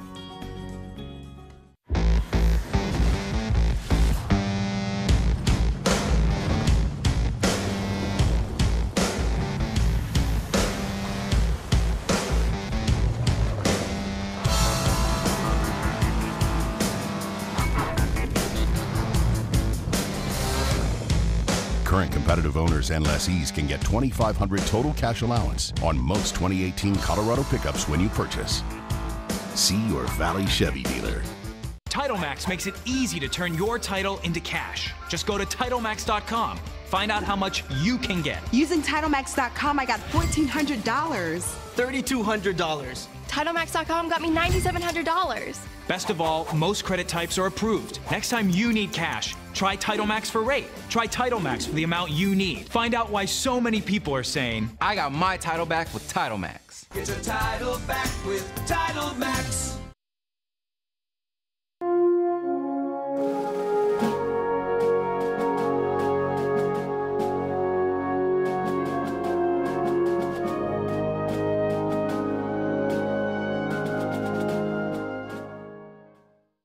It's all new and on sale. This weekend, the Labor Day sale at More Furniture for Less. All new bedrooms, living rooms, and dining rooms on sale. The new styles for your home are in stock and on sale. Get our guaranteed lowest prices on bedrooms, living rooms, and dining rooms, all marked down. The huge Labor Day sale. This weekend at More Furniture for Less. At all Phoenix locations, including our newest, now open in Gilbert and Avondale. We're OfferPad, and we want to buy your home. We're the new way homes are sold. Just go to OfferPad.com, enter basic information, and the next day, we will send you a great offer. It's that easy. Selling to OfferPad means no showings. You pick your closing day, and we'll even move you locally for free, freeing up you to live your life. We've helped thousands of happy home sellers, and we'd love to help you. We're your online home buyer with a human touch. So get excited. Take that next step. We're here to help. OfferPad. Move freely. We want to continue our coverage of the passing of Senator John McCain, dying at 81, just passing away a little bit before 5 o'clock today. We want to head out live to Ryan Cody. He is outside of Senator McCain's office with mourners who have stopped by to visit. Ryan? Yeah, good evening, guys. There has been a growing memorial here just outside Senator McCain's office here, about 24th Street and Camelback. For reference, if you know where the Gladly is, the restaurant, the very popular restaurant, we're just next to that. And this is where Senator McCain's office has been for many years. You can take a look right over here. There are some flowers. There are a couple of candles. And just beyond those flowers, that is the lobby to Senator McCain's office here in Phoenix. It's part of a larger office building, so there are other people who also have their offices here, but his is front and center as soon as you walk in the door, just on the left side. And so many folks, or a couple folks at this point, 2 or 3 have come by to drop off some flowers and leave some messages, say goodbye to the man that they know as Senator John McCain. One woman we just spoke to is a third-generation Arizonan, and she wanted to say some great things about him, and she's actually a very liberal Democrat, she said. And she still didn't always agree with what he had to say politics-wise, but wanted to be here and recognize the man for who he was. We also spoke to a woman who brought her 11-year-old son out here a little while ago, and we want you to take a listen to what she had to say about why she came so quickly when hearing the news. He was an amazing man. I think it's hard to find really good role models for your kids in life. To find good ones are hard, to find great ones are almost impossible, and he was a man of integrity and honor, and when he believed in something, he just didn't back down. He was amazing, and he'll be missed.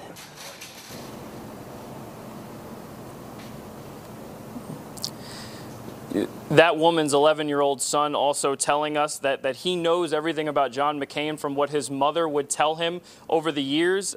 He's learned a lot, and we asked him what he knows about Senator McCain, and he simply said he was a fighter.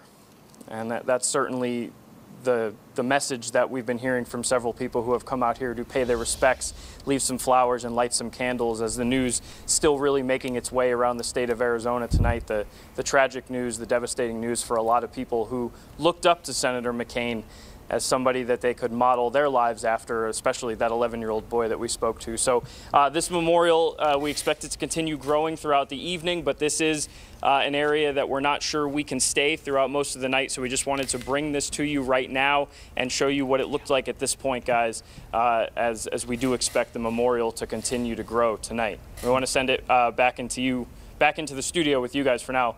Live in Phoenix, Ryan Cody, 12 News. Ryan, thanks. We're glad you're with us tonight and visiting with so many people who want to pay their respects. We want to go up live to Sedona, where NBC's Kelly O'Donnell is standing by. She's covering it for NBC Network. And Kelly, it's been a tough night and tough down here in Phoenix, and I'm sure very, very tough up in Sedona where you are. Sedona, of course, was right near Cornville, which was John McCain's happy place. It's where he spent his final days and weeks, and a place that he talked about so often that really made him happy.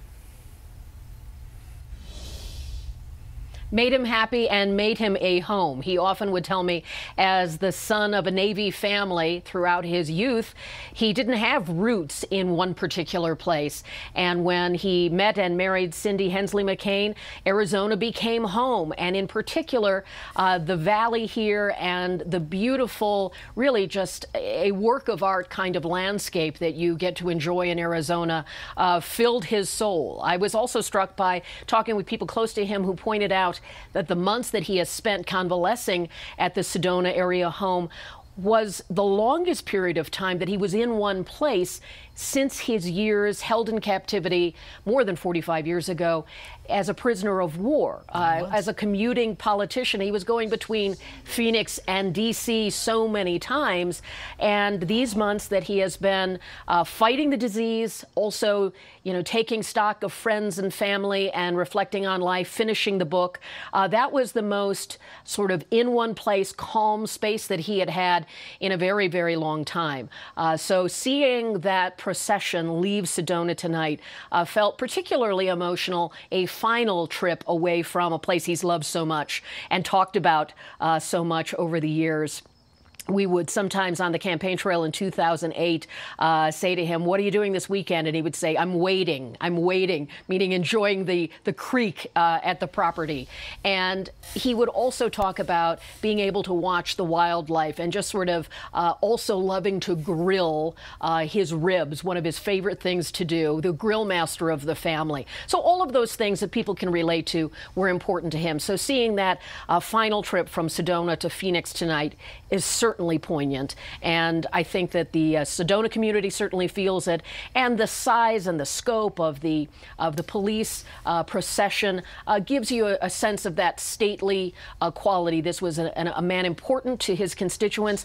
I've known him for 22 years, covered him in all kinds of different ways, and one of the things that always struck me in the halls of Congress or in Washington or on the campaign plane or train or bus, he would always say, Arizona, when I would ask any question. Well, the people of Arizona, what I'm thinking about Arizona. I've said tonight that he, of course, was a national figure, an international figure in many ways. But when I would interact with him, it was reflexive that he would view issues and talk about the people of Arizona. And when I would ask him questions about running for re-election at age 80, he said, the people of Arizona know me and I know them. So I always felt that even though his national personality and profile was so large, that day to day, he was always thinking about his connection to Arizona, the fact that he represented the people here for these decades. And that's something that I think is also reflected in he and Cindy raised their children in Arizona. They didn't have their life in D.C. 100% of the time, as some others have done. So he will be missed, and he will be remembered this week in ways that that are profound. And as much as we all knew that there would be a day with an illness of this gravity that would come, it still felt surprising and painful and stinging to learn today of his passing. And Kelly, as you've mentioned, you've covered John McCain extensively through the years. But do you remember your first encounter with John McCain and what that was like? I do. I was on the Bob Dole campaign plane, and at that time, Senator Dole was running for president, and John McCain was sort of the candidate's buddy, as I like to refer to it. Candidates traveling need someone they trust, whose expertise and friendship matters, and McCain was there in that role. Of course, he was also considered for possibly being the running mate in that year. He was in contention for that, but he would spend time talking to reporters, leaning on I can picture him leaning his elbow on the airplane seat in the press section and telling us stories. I laughed more with John McCain as someone I've covered than anyone else in all those years. I've liked, respected, admired lots of people I've covered, but I laughed the most with him. And he enjoyed making fun of us, poking fun at us. I also irked him plenty of times, and he let me know it.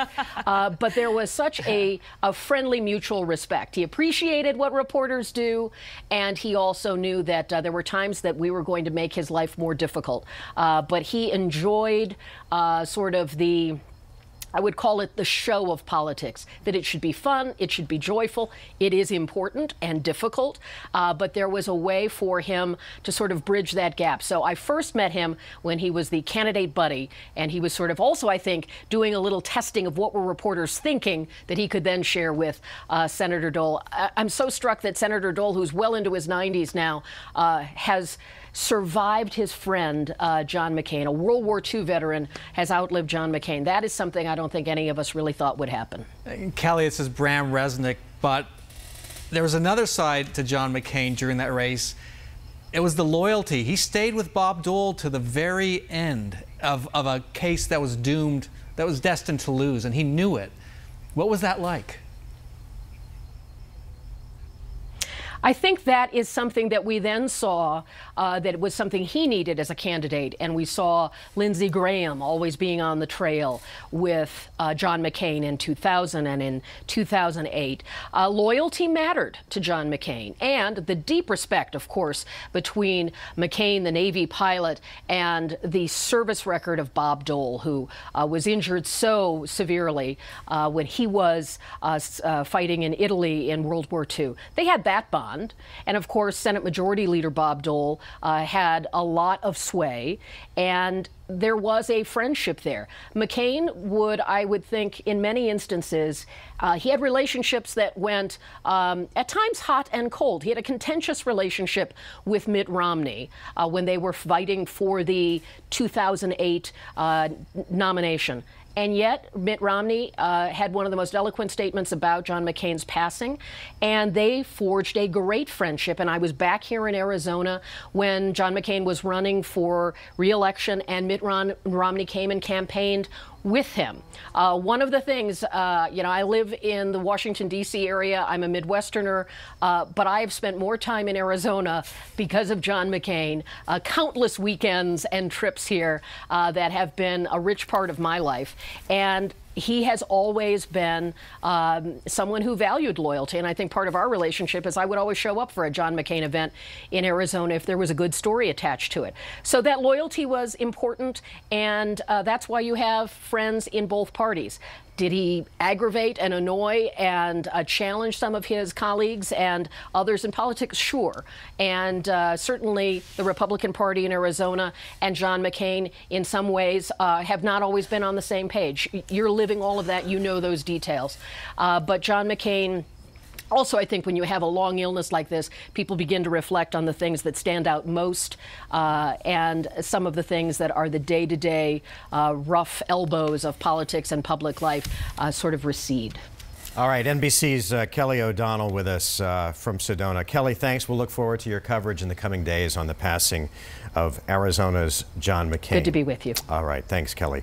Right now we want to go to some live pictures of the funeral procession as it makes its way down I-17. John McCain's final trip down the hill from his beloved Cornville as he makes his way back to Phoenix. Very poignant, I think, because he loved going up the hill. It was his escape. Loved getting away from Washington, cleaning off all the dirt and grime of fighting the political fights and all that went with it in Washington. And then he would fly back to Sky Harbor and get up to Cornville as quick as he could. We want to go to Kurt Davis from the Arizona Republican Party, who's with us on the phone. And Kurt, thanks for joining us. I'm wondering, the Arizona Republican Party, the Republican Party in general, has lost a very, very unique character and a very special voice. Well, first of all, America, a piece of America, and truly what is great about America died today. at the end of the day, that's really what happened. Now, to be clear, my career with the Republican Party was many, many years ago. It goes back to the Ev Meekum gubernatorial days and working with John McCain during those difficult times. Graham is very familiar with all of that stuff. Yes, I am, Kurt. And I've just been we've just been chatting about that. And you were a staffer for John McCain. I think you worked on his campaigns. I was co-chair of his presidential campaign in 2008, and I also worked on the 2000 campaign. And so one of the things he is going to be remembered for was the selection of Sarah Palin as his vice presidential nominee. And correct me if I'm wrong, but I recollect you telling me in June of 2008 the name of Sarah Palin. You said something like, "Watch this Sarah Palin," and I said, "Who?" And you knew a lot more than I did, obviously, but now jump ahead to just a few months back and his book. That's unfair, Bram. Well, it's unfair. I'm just kidding. You saw something. You were ahead of the curve, way ahead of the curve. Yeah. But and John McCain has defended her over the years and still does. But in his book that he released in May, he said, "You know, maybe I should have picked Joe Lieberman." Right. How do you think that Palin pick is going to be remembered? Well, I think in a lot of ways he was looking. Obviously, it was a extraordinarily political time. It was obviously not the optimal scenario for a Republican to be running for president, and that was a change-up move. There's no doubt about it. And I kind of recollect having that conversation with you, although your memory's probably better than mine. And so doing the same old, or going with Al Gore's running mate as your running mate might have been extraordinarily difficult. Although understanding the ties that bind between those two were immensely powerful with Joe Lieberman and John McCain. So I am sure there is some regret on his, there was on his part. But that's not how presidential politics works. And I'm a big fan of the decision, and I thought he did the right thing to change up the conditions of the race. And it did change up the conditions of the race. It did indeed. He got a big bounce out of the convention. I will never forget that convention when Palin was introduced. The crowd just went insane. Right. And that famous speech of not the teleprompter going down and she executed. I mean, those were the highlights of that period of time, and then there were lowlights that followed. Kurt, I'm just wondering. On my drive in tonight, I heard someone say in Washington, I don't remember who it was, but they said there aren't any John McCains anymore. Do you concur with that? Yes. Having been around Arizona politics since the early 80s, as I said earlier, a piece of all of us died, but also a piece of what was great about America has died. And and you've had some eloquent people on, I've been listening, talking about working across the aisle, American solutions, staying away from strictly, partisan decisions. Those are things we took for granted for many years in our country. And John McCain never, ever moved away from that idea and that ideal that you're going to have divided government of some sort in our country. And how do you create a government that can actually function on behalf of the people of this country? And I in many ways am fearful that we don't have enough John McCains in the hallowed halls of Congress any longer. He was truly one of a kind, in every way a lion. Kurt Davis, thank you for weighing in tonight. Your voice adds a lot for our viewers, and your reflections on who John McCain was and what he meant to you and what he meant to this country. We appreciate it. Thank you. All right, and we want to go back real quickly to the funeral procession as it makes its way down I-17. And remember these pictures, because I think that years from now when we talk about the day that John McCain died, everything was as John wanted. And because John loved Arizona so much, and because John loved going up the hill to Sedona so much, I think as they near Sunset Point that he wanted to come home this way when it was finally over. I think it is clear to this point everything has been very carefully planned by his family and his Senate office. It has all been managed right down to the detail. I think we can expect to find out more about the funeral arrangements tomorrow, the specific ones. I expect there'll be more processions along the way. We talked earlier, it's been reported that his body will lie in state at the U.S. Capitol, an honor accorded to very few. The funeral service in D.C., it's been reported, will be held at the National Cathedral. Interesting, you probably remember these stories, but President Barack Obama is going to speak. President George W. Bush is going to speak, Democrat and Republican.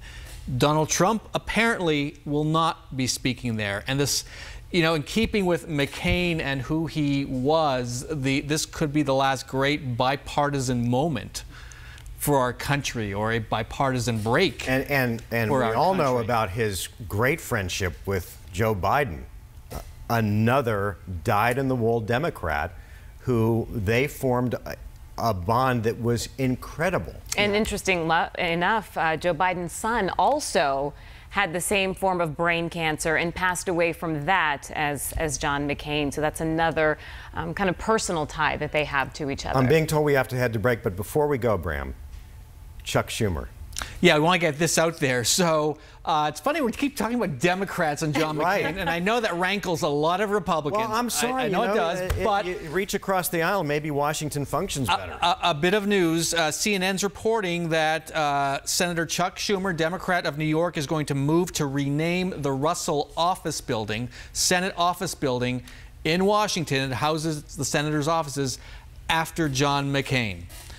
That's quite an honor, and also should mention Terminal 3 at Sky Harbor has already been renamed the John S. McCain Terminal. It just has not been formally dedicated. Right. The sign is up. It is covered up. Hopefully very soon that will come down and the honor will be fully accorded. And it won't be the last. I mean, I can imagine everything that will you know, be named in his honor. So we'll have more on this breaking news coverage coming up right after the break. Everyone remembers where they were on 9/11. I was deployed to the Middle East, led airstrikes against the Taliban, and was the first woman to fly a fighter jet in combat. I know the price of freedom. While we were in harm's way in uniform, Kyrsten Sinema was protesting us in a pink tutu and denigrating our service. The world is a dangerous place.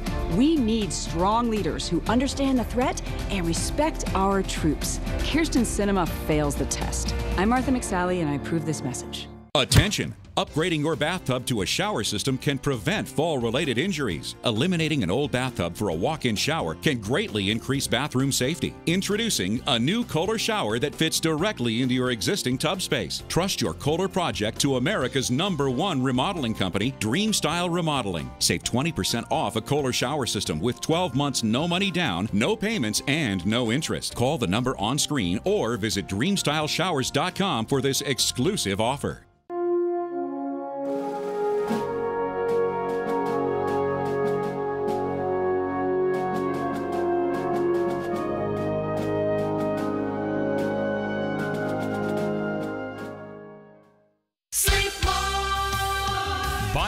Get one free at Sleep More. During the 41st anniversary event at Sleep More, buy this Sherwood queen-size Euro top mattress set with foam encased Duracoils for only $7.99 and get the second set absolutely free. Buy one, get one free. Kings, queens, full or twin size. Buy one, get one free. Going on now at Sleep More. Inside More furniture for less.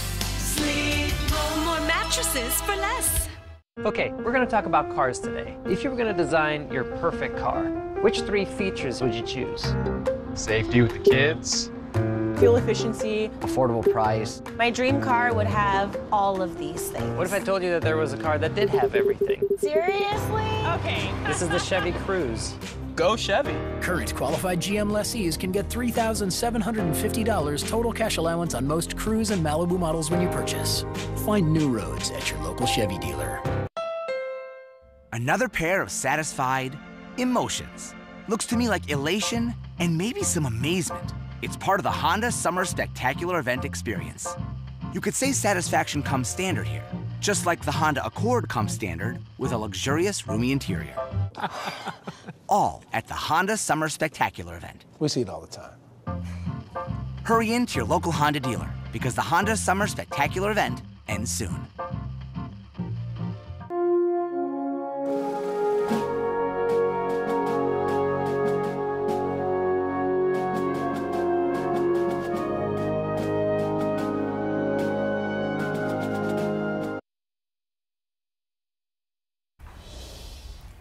You're watching 12 News special coverage on the death of Senator John McCain, who passed away not unexpectedly after his family announced just yesterday that he had decided to forego any further cancer treatment.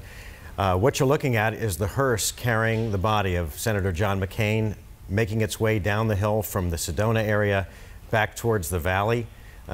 He could have flown, but instead opted to come down I-17. Yeah. And at I-17, a trip that he made many times going up to his beloved ranch there in Cornville. And that's where he decided to spend his final months, in a place that was his retreat. It was his sanctuary. He spent time there with his family, with his wife, even hosted other notable politicians there. And about an hour and 15 minutes ago or so, when it was still a little bit daylight there, we saw the procession start to head down from his 6-acre ranch there just outside of Sedona in the Cornville area.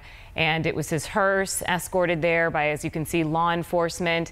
They headed down I-17 and they're headed down this way towards the Phoenix area. Again, Senator John McCain passing away just days before his 82nd birthday. And it should be noted that this falls on the anniversary of the death of someone that he collaborated with in the Senate, and that was the death of Senator Ted Kennedy. So, who also had the same type of brain cancer, glioblastoma, right. A terminal form in which the average survival with treatment is about 14 months or so. And with John McCain, it ended up being 13 months. So he fought the good fight right to the end. We want to go to Michael Doudna, who is standing by outside the senator's Phoenix home. Michael? That's right, Mark. This apartment complex behind me was the Phoenix residence of John McCain while he was a sitting senator. It's just an easy walk over to his office where you're starting to see a memorial of flowers as people are slowly dropping off little mementos and things to honor the late senator. In fact, we were able to talk to one of those well-wishers who said even though she may not have always agreed with the senator, that he was a very special man, not only for her, but for the entire state of Arizona. I really did look up to him. I got to meet him once. He was such a great gentleman, and he stood by what he said. I wish more people would be like that now in politics. Yeah, John McCain, of course, if you know anything about him, he was not a John McCain was, of course, not a native Arizonan. In fact, he was born in the Panama Canal Zone, and for the longest time, it looked like he was going to be defined really by his ancestors. He's part of a long-time military family, going all the way back even to the Revolutionary War, where one of his relatives supposedly worked under George Washington. He even had someone who was in the Confederate side of the Civil War, something that would come up later during one of his presidential runs in the 2000s. But the people who it really looked like he was going to follow, at least in their footsteps, with his grandfather and his father, both who eventually became admirals in the Navy. And like a lot of Navy or Army kids, well, he moved around a lot during his early childhood, moving over 12 times before he eventually went to a boarding school where he started to show really that rambunctious side, that kind of maverick streak that he would be known for over his lifetime. And when he eventually ended up going to the Naval Academy, he was not a great student. He finished near the bottom, fourth from the bottom in his class, and racked up more than 100 demerits each and every year. However, he didn't want to exactly follow what his father and grandfather did, being on ships. He wanted to fly planes. So after he married his first wife at the age of 28, he ended up starting to train and learning how to fly planes, and it didn't always go well for him. He actually had 2 accidents during practice, but despite that, he continued fighting through it because he wanted to become a fighter pilot and requested a combat action in Vietnam, where, of course, his path would drastically change from that of his ancestors, which would eventually change him more in the path of politics than one actually in the military. And of course, when we bring it back here to Phoenix, when he first moved here to Arizona and started to run for Congress, people really asked why he would run if he wasn't a native Arizonan. And he liked to point out that up until that point of his life, the longest he had spent anywhere was in a prison in Vietnam. Well, since then, he served as Arizona's representative or senator up in Congress, and he's really made Arizona his home and has also fought for Arizona up in Washington and pretty much for the entire country as well. Back to you, Mark and Caribe. All right, Michael, thanks. Well, if he's our adopted son, then we picked a good one to adopt. Yes. Because he embodies everything that I think is great about our state, about our people, about our politicians. John McCain, a man who said what he meant and meant what he said, dead at the age of 81. We'll be right back.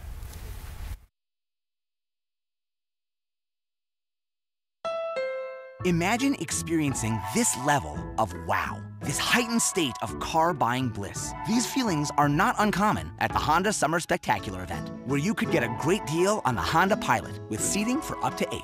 This euphoria is only available at the Honda Summer Spectacular event. So come experience it for yourself. We see it all the time. Visit your local Honda dealer and test drive the Honda Pilot, named part of 2018's best SUV lineup in America. Attention, Arizona! Sullivan Motor Company is introducing their Dog Days of Summer Sale. This Wednesday through Sunday, only at Sullivan Motor Company. Get $3,000 minimum for your trade. No matter what condition. Come on down to Sullivan Motors and choose from over 650 vehicles in stock and $3,000 minimum trade. This weekend only. Here at Sullivan Motors, our pets are part of our family. Please, make sure to keep your pets cool this summer.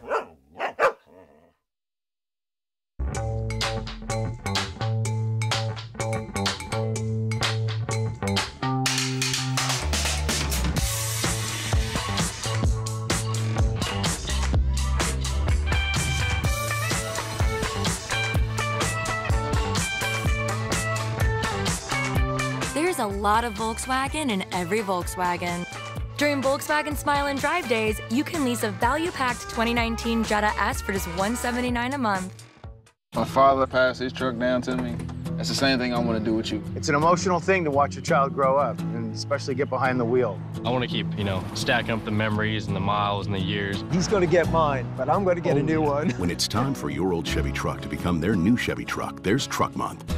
Get over $9,600 below MSRP on this Silverado when you finance with GM Financial. Plus, during Truck Month, make no monthly payments for 90 days. Find new roads at your local Chevy dealer.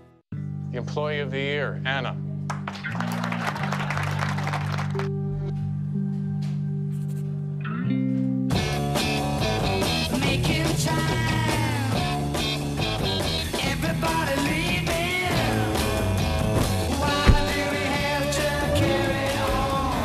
Progress is in the pursuit. Audi will cover your first month's lease payment on select models during the Summer of Audi sales event.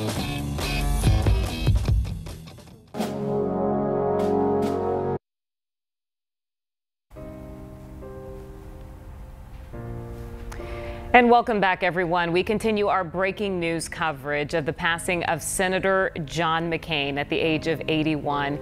He passed away today at his retreat in Cornville.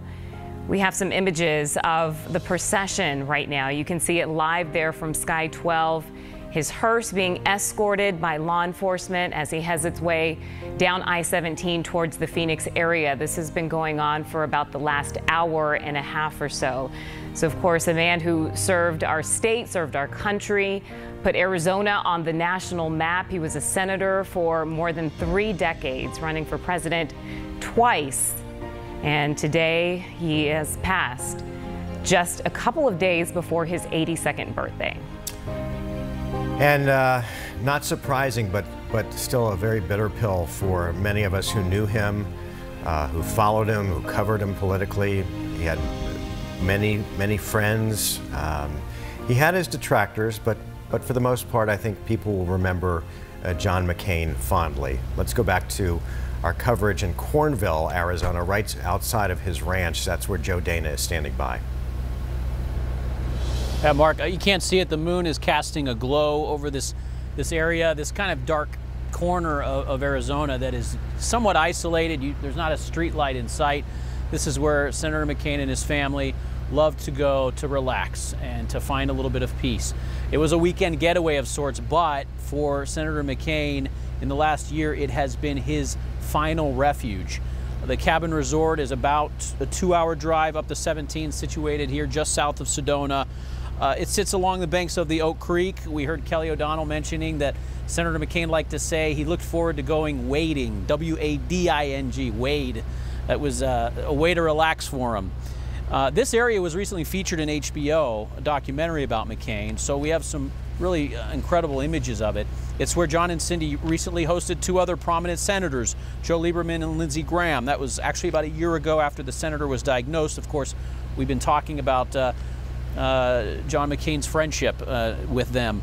If someone was looking for a place of solitude to ride out the trials and challenges that comes with a brain cancer diagnosis, this was a truly unique place where nature abounds.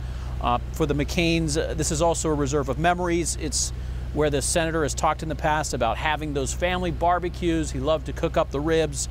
They would ride ATVs out here, and of course wine and dine out-of-town visitors. And this is how McCain's political right-hand man, Mark Salter, describes this area. You know, he was raised in the Navy. He went to about a dozen schools. He never lived, as he said in his first House campaign in Arizona, the longest place he'd ever lived was Hanoi when he was a prisoner of war. But in their place in Cornville is what he considers his first real home, a place he goes back to and just loves more than I've ever seen anybody love a geographic place before. So he wanted to write about that, wanted to write about the history of it, what it meant to him, and what it meant to him as a kind of a representation of his country and what this country has meant to him. And the people who live around here truly have felt blessed to be this close to someone as unique and as admired as John McCain. And they have hundreds of stories over the years. And I want to also mention one thing, Mark and Caribe and Bram, kind of complimenting off of what Grant Wood said earlier. You know, he said many people admired Senator McCain because he had sort of a global view. He spoke out on issues related to the world, on human rights. And that also related to a free press, the news media. And I think that's something that's important to note. You know, Senator McCain, especially during this time we're in, he believed in the role of the news media and the free flow of verified factual information in a democracy. And he would speak out about it, not just in the U.S., but in other countries, in Myanmar and Indonesia and in Russia. And he would actually talk about journalists who had been killed. And he was known to tweet stories, investigations by the Washington Post, the New York Times. He had tweeted a story recently we did at 12 News, and he would say, must read, must watch. He believed in the idea of having an educated citizenry. And I think it was one of the many values that Senator McCain believed in and talked about that did transcend partisan politics, guys. And it's interesting, Joe, because I'm sure you had moments, I know I definitely did, where you would be interviewing Senator McCain and he would take issue with something either that you asked him or something that he had heard that you had said. Mm-hmm. But after he confronted you, and it wasn't a pleasant experience being confronted by John McCain. It could be very daunting and intimidating. But when it was over and the camera stopped rolling, you would sit there and you could talk about back and forth, and then he was a different guy.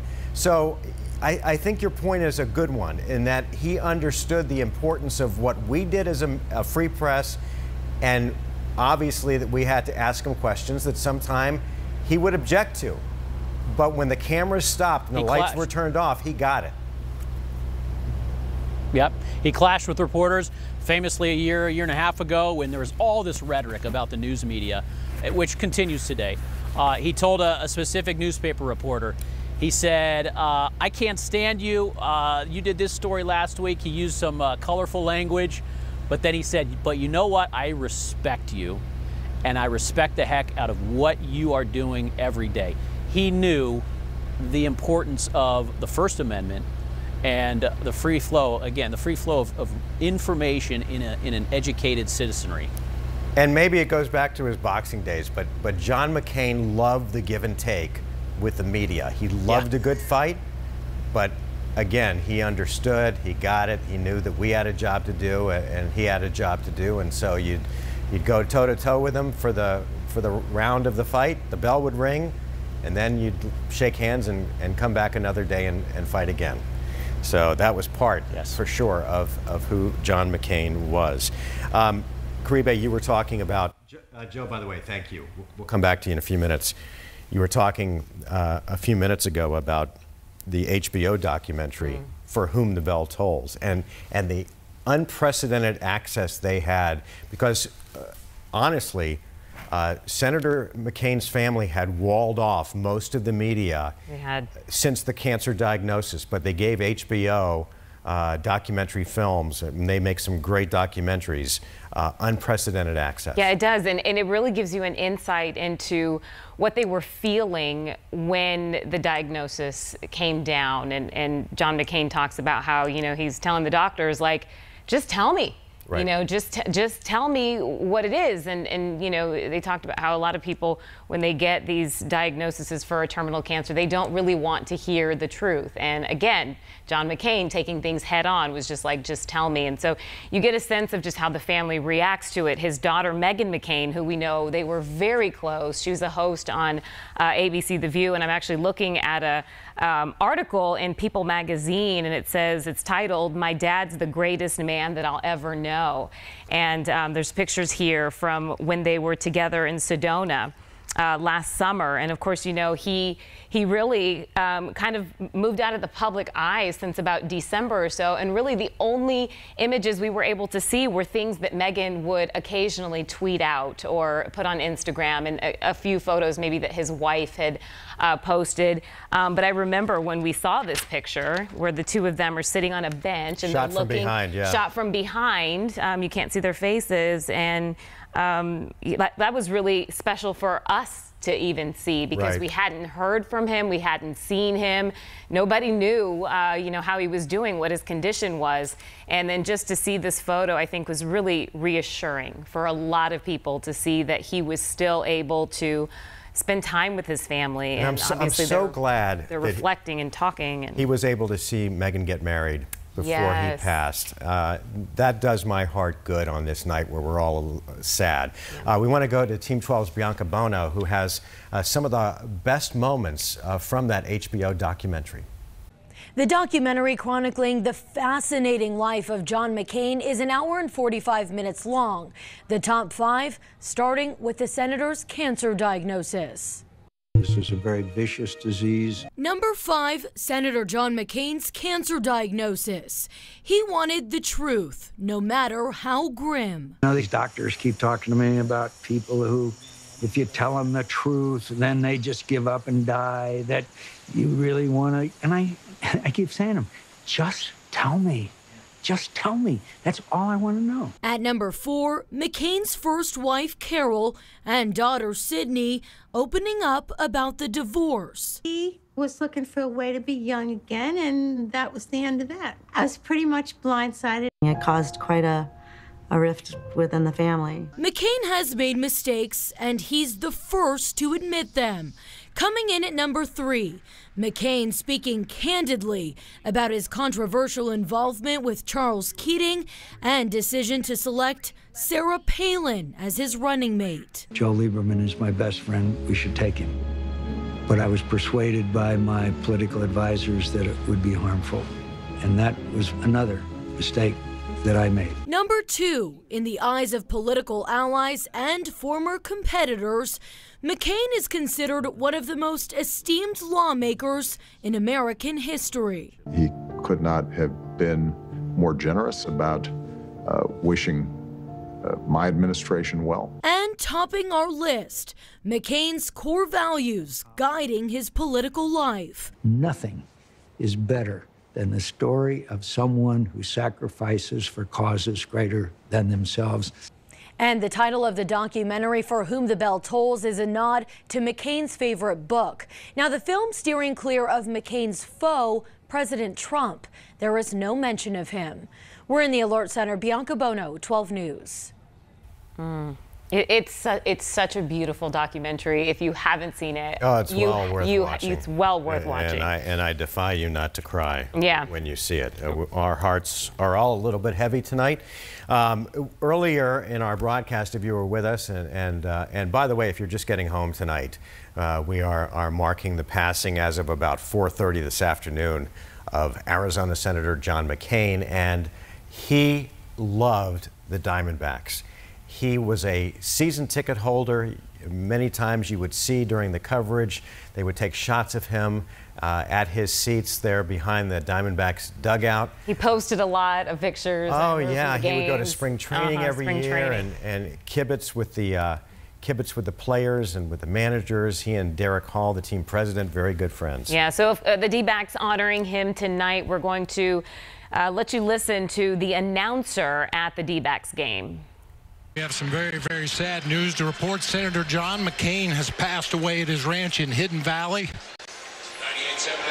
Now we know there's one more D-backs fan in heaven to root on the Diamondbacks down the stretch. We have a letter from Derek Hall concerning Senator McCain being at the expansion draft. Senator McCain probably knew more of the players than we did. We were up there scrambling to try to find out who these guys are we're drafting. You know, I'd look over at the governor and he'd look at me and we both kind of shrug our shoulders. I've never heard of him. I don't know. Gonzo said we always knew we could count on Senator McCain to root us on from the ballpark, from his home, from all the way across the country. A great D-back fan and a great American. Not only did he love the Diamondbacks, as you take a look at his procession as it makes its way back down the hill from Cornville, we're told that they are headed south on I-17 near Anthem right now. Not only did he love the Diamondbacks, but of course we know that he loved the Cardinals. He has a great friendship with Larry Fitzgerald, who we're told will speak at some point at one of the memorial services for Senator McCain. He loved the Coyotes. Just a big Arizona huge Arizona fan. Sports fan. Jerry Colangelo was on earlier talking about his love for the Suns and all of those things. You had Derek Hall on tonight as well. Diamondbacks team president Derek Hall was on talking about his love for the D-backs, and the country and Grant Woods talked about this, and others have echoed it tonight.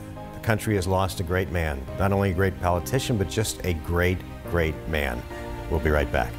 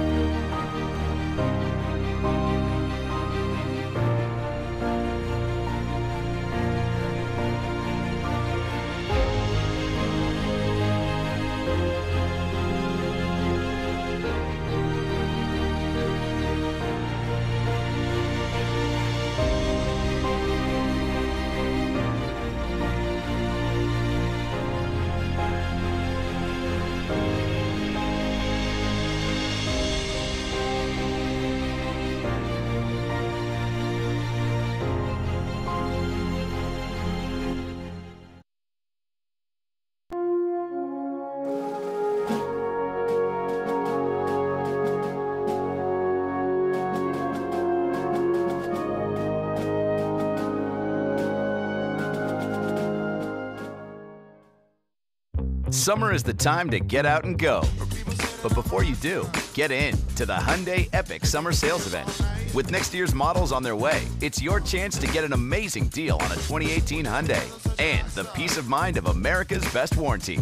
But hurry, because just like summer, the Hyundai Epic Summer Sales Event will soon be gone. Lease the Elantra for just $159 a month or get 0% APR for up to 72 months. Only at your Valley Hyundai dealers.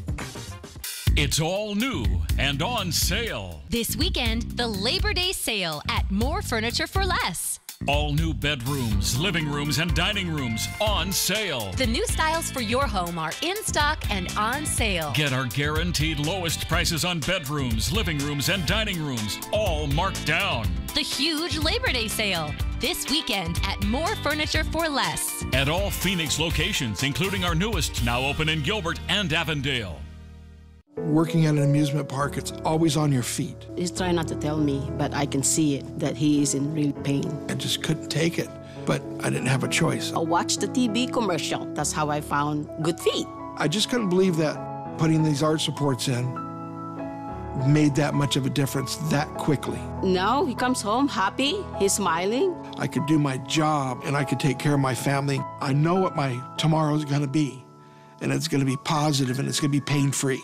When it comes to making customers happy, this number says it all. 5!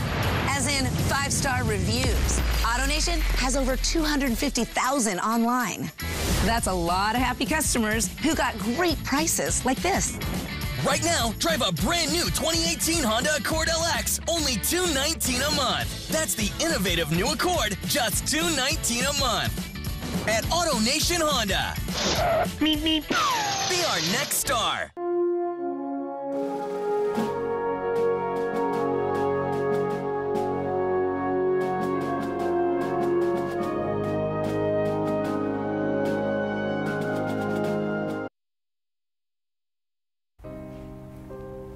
Welcome back, everyone. Our coverage continues of the passing of Senator John McCain.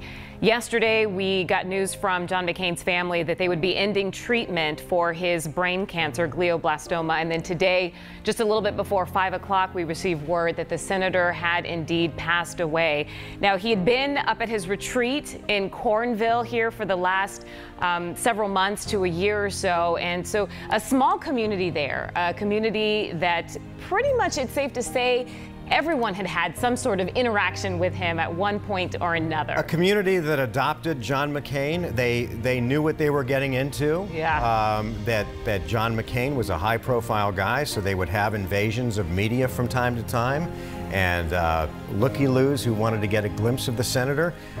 But he adopted them as well, and he fit in perfectly. They are good people up there in that area, and I think that when it was all said and done, they loved having him as much as he loved being there. Even if they didn't agree with his Right. politics. We had some interviews yesterday with at least 2 or 3 people that said, I'm a Democrat, so I didn't really agree with all of he did. But I would vote for him. But I would vote for him. Yes. And they liked him. They respected him. So our Will Pitts was out there. He's been out there since yesterday, and he spoke with owners of McCain's favorite restaurant and what they had to say about the Maverick. Imagine having a place to go away from it all, where people know the real you. Now imagine you're John McCain. We try to give him space. We don't let people know. It's like, oh, that's John McCain over there. That's what the Up the Creek Bistro is, a neighborhood restaurant for a man famous around the world. When people recognize him, he's always super friendly, super open. Co-owners Mario Aguilar-Aiello and Jim O'Mealy bought the place 4 years ago. McCain liked the ribs, Cindy the salmon, and everyone liked the pie, even when McCain could no longer make it out. Megan and her friends came in and had lunch. But they were like, but we really came in to get a buttermilk pie so we could take it home. And it's like, okay, make sure John gets a piece. And they were like, well, that's what it's for. It's my contribution. And when I was a professional musician, it's touching people in different ways. That's right, professional musician. And when he stepped into the kitchen, O'Mealy never really left the stage. He played piano for his guests and took requests from Senator McCain. He loves South Pacific. He loves ABBA. Not so much into ABBA myself, but it's okay. Over the years, Jim and Mario got to know McCain, know him well enough to just call him John. And the other diners never made much of a fuss until recently. McCain came in with a walker, having some trouble. When he was walking out, he's recognized everybody, but he's good. He's just, having a little problem walking. And all my customers, everybody stood up and gave the man a standing ovation. It was heartwarming to see. Imagine knowing a man like John McCain, not as John McCain, but as John, the diner at table 7. Yeah, it's been an honor serving him. We'll all be very, very sad when he goes. John, the diner at table 7, and John, the guy who, this doesn't fit at all, loved ABBA. He loved ABBA, yes. When Will had that in his story, I just went, what? Wait, did you say John loved ABBA? But he did, and John was his own guy. He didn't care if you raised an eyebrow at that or thought it was kind of strange, that it didn't fit the mold. John was a mold breaker. He was his own man. A funny story. Joe Lieberman, we heard John McCain in that documentary say how he regretted not naming Joe Lieberman as his vice presidential nominee. They were very close. There were the three amigos, McCain, Lieberman, and Lindsey Graham. They were so close that another of their favorite restaurants is the Asylum in Jerome. It's in the old hotel there, which used to be an asylum. And so they were so close to Joe Lieberman that Cindy McCain went to the manager-owner of the restaurant and said, "I'd like you to make this restaurant space kosher for Joe Lieberman." Because Joe Lieberman is an observant Jew, strictly kosher. They had that restaurant made kosher. And let me just for Joe Lieberman. So, and it's not an easy process. You have to have a rabbi come in and inspect it, and there are things involved. It's not just you take the pork out, or the shellfish. You have to have it blessed and koshered by a rabbi. Yes, it's a big deal, and they did that for their good friend Joe Lieberman because he was a frequent guest at the ranch. Right? Yeah. You see video of that in the documentary, For Whom the Bell Tolls. You're looking at some live images right now from Sky 12 showing the procession of McCain's hearse, and you can see escorted by, in this picture at least, 4 motorcycle law enforcement officers. They're coming down I-17 as they head from Cornville up in northern Arizona down towards the Phoenix area. We heard just a short time ago that they had passed the Anthem area, so I would imagine now they're not too long before they get into Phoenix proper. If we pulled back on the shot, I think you would see cars along the service road, some lining the roads and walking. It's interesting when we talk about John's family. We always think about Cindy McCain, who he's been married to for a very long time, a great marriage, wonderful children. But before Cindy, there was another woman in his life. That's right. He was married to Carol Shep McCain for about 13, 14 years. He adopted Carol's 2 young sons, and they had a daughter between them. And those 3 children, as well as Carol, survive him. I spoke to one of his sons, Andy McCain, who is now the #2 person at Hensley Distribution. That's the Budweiser distribution company that Cindy McCain owns. Andy McCain is the #2 son. He spoke about growing up with John McCain as your father, but in a prisoner of war camp. Dad was a POW from the ages of 5.5 to 11. I had been told he had been tortured. When you're that age, you have no idea what that means. Andy McCain knew his father, John McCain, had been shot down over North Vietnam and was being held prisoner. The one statement of fact that really made that time bearable was we did know he was alive. It makes you a little nervous, but, my mom had told us we would be told if he had been killed. Andy McCain's mother, Carol Shep, married John McCain in 1965. They had a daughter, Sydney, and McCain adopted Carol's 2 sons, Doug and Andy. He divorced Carol in 1980 to marry Cindy Hensley. Today, Andy McCain is president of the family business. His stepmother, Cindy McCain's Hensley Beverage Company, Arizona's largest beer and wine distributor. Her goal, and my goal too now, is, they want this to stay in the family. During John McCain's 5.5 years as a POW, Carol McCain was alone at their Florida home with their 3 children. Andy McCain says their Navy community rallied around them. If something's wrong and say one of usually the dad is deployed or he's not in town for whatever reason, the community takes care of itself. 2 years after John McCain was captured, Carol McCain was in a car accident that nearly killed her. But what I didn't have appreciation for until my dad had come back was how hard this must have been during that time for my mother. The father Andy McCain remembered was the guy always hosting parties. It was really kind of cool that your dad was that guy. Andy McCain says the new HBO documentary of John McCain's life rekindled memories of the outpouring of support when his father was freed. And it felt like everybody in the town kind of knew who Dad was and what his story was and the fact that he was coming home. He was really thin, but still had that big smile. And as Mark mentioned earlier, that you know, a lot of people don't really know too much about Carol McCain, John's first wife. In the documentary, you see for the first time and you hear from her very candidly about their relationship, the breakup of their relationship, and the impact that that had on her and their family. And that was interesting for many reasons, but number one, we have never seen John McCain's first wife on TV in any video at all. And it was John McCain who told the documentary makers, go talk to Carol. And it plays into what we've been talking about here, how John McCain can be brutally honest with himself.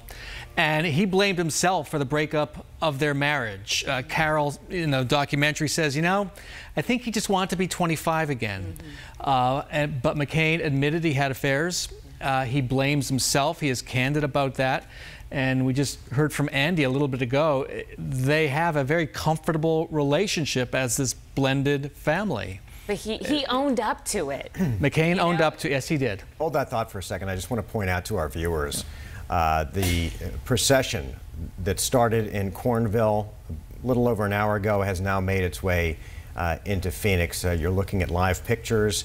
In the middle of those 4 motorcycles, the hearse carrying the body of John McCain headed to the funeral home. And Bram, you know a little bit more about some of the planned arrangements after today, right? Right. So we expect the family to release more details as soon as tomorrow morning. What we do know, what's been reported so far is John McCain's body is being taken to the funeral home now. In Washington, he's going to lie in state in the nation's capital, in the rotunda of the Capitol, an honor accorded to very few. Funeral services will be at the National Cathedral. It's been reported that Barack Obama will deliver a eulogy. Former President George W. Bush will also deliver a eulogy. Donald Trump apparently is not involved in this. We don't know what the current president's role is going to be. And then after that, you know, John McCain was royalty. His father and grandfather were admirals. His father oversaw the Pacific Fleet during the Vietnam War while his son was being held captive. Wow. Imagine that. And there's a famous letter that his mother, 106-year-old Roberta McCain, still alive, wrote to President Johnson saying she and her husband support the war. Just a little digression there, but on my way to say his father and grandfather are both buried in Arlington. John McCain did not want to be buried there. He wanted to be buried at the Naval Academy in Annapolis, Maryland, next to an old friend of his named Chuck Larson, who was the former chancellor, headmaster of the Naval Academy, had a very successful career in the Navy himself and rose high in the ranks. He's going to be buried on the banks of the Severn River, which is a rather poetic sounding place, which is appropriate for John McCain. Have you been to the Naval Academy? I've never been there. Well, I think we'll be going there at some point soon. Yeah. The Naval Academy is one of the most beautiful institutions that I have ever been to. It is picturesque. Annapolis itself as a town is just gorgeous, with the Severn River flowing through it on its way to the Chesapeake Bay. It's just a beautiful area, and you know, I think it's a great and fitting place for John McCain. Do we know why he chose that place as opposed to being buried with his father and grandfather and that whole legacy there? He wrote about it in his book, but he never, he just didn't quite explain why not Arlington and yes to the Naval Academy. I think that is his way of saying, this is just me talking now, I'm a Navy man. Okay. I'm a Navy man. This is where I want to be laid to rest.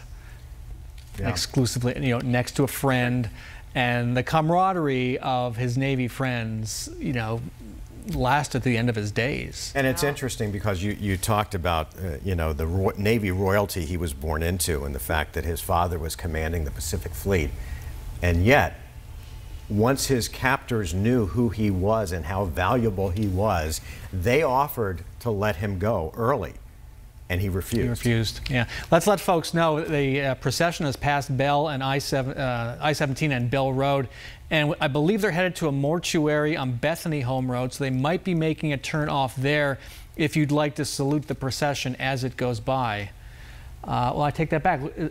Are they on surface streets now or still on the highway? It looks like they've exited the freeway. It looks like they're exiting. Oh, they're still on the freeway. Okay. Okay. Yeah. So I believe they'll be getting off at Bethany Home. And Bram, you've covered John McCain for a really long time, since what, 2003 or so? 15 years or so, yeah. Do you remember your first interview with John McCain? Gosh, thanks, Caribe. So I was new to John McCain, but also new to TV at the time. I haven't been, as you know, I haven't been in this that long. Because you came from print. I came from newspapers, right. And so it was an interview on our morning show. And I'm talking to John McCain. It was before the '06 election. It was in '05, I believe. And boy, did he school me. Okay, I had my questions all ready to go. And John McCain... Was this a live interview? It was a live interview on our morning show. And it's going along just fine. And John McCain is cheating. He's looking in the teleprompter at what my questions are going to be. Okay? No. He sees what's coming up. And I didn't end the interview. He did. In a very gracious way. You know, he finishes answering the question and, well, thank you, Bram, for having me.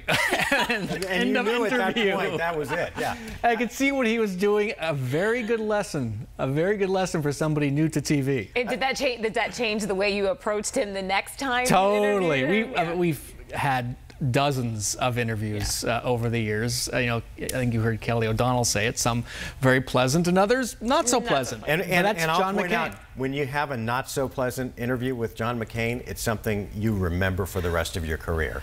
Yeah, you remember the nice ones too. Yeah, absolutely. And even on the contentious ones, when it was over, he would explain, and you would talk about why he was upset. Not always. Well, I can only speak for myself, but you know, I don't think I ever liked Mark better. That's you know. I don't think I ever walked away from an interview feeling like he hated me. Oh, no.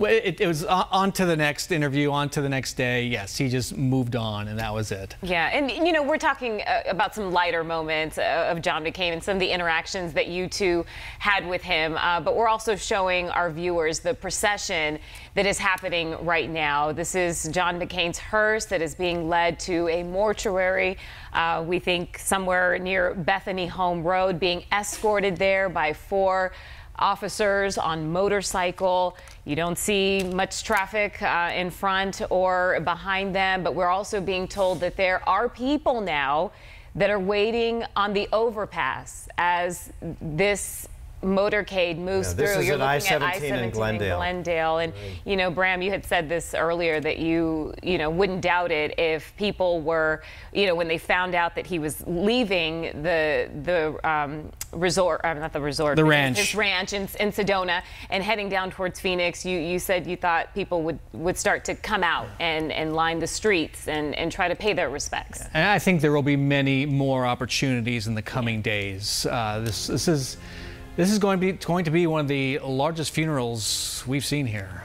You know, it's Barry Goldwater. So what was that? Almost 20 years ago, I think. Yeah. Yeah. This is you know, we tend to forget. He's from Arizona, lives here. He is a major international figure. Yes. And what's interesting is I don't think people under the age of 50 know anyone other than John McCain. I'm so struck in our newsroom even, you have 20-year-olds and 30-year-olds. he is all they know. Sure. And it hits even young people. There was no Arizona political history before John McCain for many people. Right. And putting it on the national map, too, running for president twice and representing Arizona and putting the spotlight on Arizona and one of our lawmakers. Yeah, and there are folks out there right now saying, hang on, what about Barry Goldwater? And yes, Barry Goldwater in his time made a major impact. He shaped modern conservatism, Reagan conservatism, and that's to his credit, and that's to Arizona's credit. John McCain, next generation. So we have a question now that we're posing to our viewers right now, and I mean, there's probably a million things that we could put on this list and this question, but we're asking, what is Senator McCain's lasting legacy? Is it the fact that he was a war hero during the Vietnam War, that he ran for president, as I mentioned twice, or the Lion of the Senate? And right now, it looks like most of you who are voting, well, at least the leading, are saying Lion of the Senate at 50%. That's interesting. That's really interesting. I would have thought, you know, war hero. Yeah. You know, just surviving. And I just want to point out, these are our live results as they come in. So as you vote, as you cast your vote on 12news.com/yourvoice, these results are pretty instant. And it's one of the things that I really like that we can do here, and that is give people a chance to weigh in. And look at these live pictures now from our crews on the ground, people with American flags, that flag at half staff as the procession gets set to exit. These people anticipating where the procession will If I could interrupt, so that is Bethany, I believe that is Bethany Home. The mortuary is at 7th Avenue and Bethany Home. And you know, Bram, you said you were a little surprised by our poll question right now.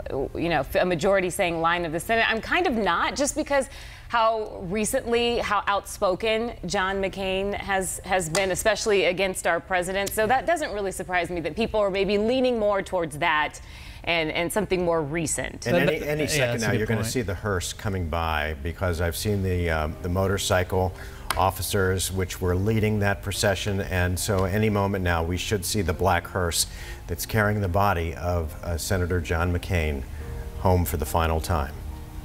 And people trying to capture this moment. You can see lots of people with their cell phones out, and no doubt this will be a day that they remember. Like Bram said, for many people of a certain age, John McCain is really the most notable, the only politician that they really remember. And so this is big. He dominated the stage for so long. Yeah, and so many different personas when you think about it. Yeah, I mean, we take it for granted having had him here for so long. But you know, since President Trump took over, there's been a lot of people that have cast stones at Senator McCain. They didn't like the way he voted. They didn't like the fact that he broke from the far right causes, his infamous vote against voting down Obamacare, his thumbs down in the Senate. A lot of people really took shots at him, and some ugly shots too. And I heard today that a conservative radio voice came in and said, you know, we can never have another rhino like John McCain in Washington. But there are many, many, many people tonight who would say just the opposite, and that is the Senate needs more John McCains, more people who are willing to reach across the aisle, and more people who put country ahead of party. And you know, as McCain would say, look, straight talk here. A lot of people on the Republican side in Arizona don't like him. He won his last primary with just 50% of the vote. He knew he had trouble with a lot of Republicans here. At the same time, you talk to most people on both sides, people on the left, people on the right, and what I hear is just this enormous sadness for what he represents, and not necessarily the political side. And what we may never have again as the procession continues to exit I-17, and you'll be seeing the hearse, and there it is there, coming off on Bethany Home as it makes its way to the funeral home. We may never see another of that ilk. That politician that is such a bridge builder at times, but someone who was clearly a conservative and clearly a Republican, had most of the time Republican causes at heart, but at times would break from the Republican Party because he put country first, and he was willing to take the lumps for it if that was the case. Yeah, and you saw that in his 2008 run. That was a tough one. You saw it especially in his 2000 run for president, right, where he was the maverick, the Straight Talk Express, which was a completely different way of doing politics, right? Just getting all the reporters on the bus and just telling them whatever they wanted, even an interview with Steve Carell, some comedians, and anybody. And it was like this stream of consciousness. And you know, I've been watching the video over the last several months, and McCain would talk them all out. He'd be surrounded by 10, 12 reporters in the back of this bus. Early in the morning, he's more awake than they are. He's kidding them about their late nights. And they talk, and he would talk them out. Okay, who's got another question here? Another question, come on, come on. They've got nothing left, and he keeps going. But that was very different from 2008. It's so different. 2008, much more buttoned down, because he was the establishment pick. He was expected to be the nominee that year, and there was a lot more at stake. He was the insurgent in 2000. Nobody expected much. Upset Bush in New Hampshire in the first primary. And then it was on. And when it comes to the media, he always talked about those gotcha questions. Like, that's what they were going for. And so he was a little bit, like you said, buttoned up. Well, yes and no. He gave on guard. He gave on the presidential run. Yeah, presidential. 2008, he was. Okay, and I think, are we arriving? I believe the procession's arriving at the mortuary. At the mortuary as the hearse comes there. One of the things we haven't really touched on tonight, as much as I think the senator would have liked as we talk back about his life, and that is his wicked sense of humor. John McCain was a great storyteller. John McCain was a great teller of jokes. John McCain appeared on Saturday Night Live and hosted the show. And those who knew him, those that were around him enough, were either on the sharp end of the barb with him, but it was never, it was all in fun. And I think that it kind of spoke to a big part of who he was, and that is that John, and we've heard this talking about looking back on his days at the Naval Academy, he was the life of the party. And for any reporter who's covered him, we've heard all the jokes many times. Yes. The groaners after he lost the presidential race in 2008. He slept like a baby. Slept for 3 hours, woke up and cried. Slept for 3 hours, woke up and cried. Yeah, I remember that. There's that one, and yeah. And of course, lots of people on social media putting out their condolences. And President Trump tweeted about 3 hours ago, it looks like that was his most recent tweet, saying, "My deepest sympathies and respect go out to the family of Senator John McCain. Our hearts and prayers are with you." And live pictures right now of the hearse carrying Senator John McCain's body as it arrives at the funeral home in North Central Phoenix. The end of an era.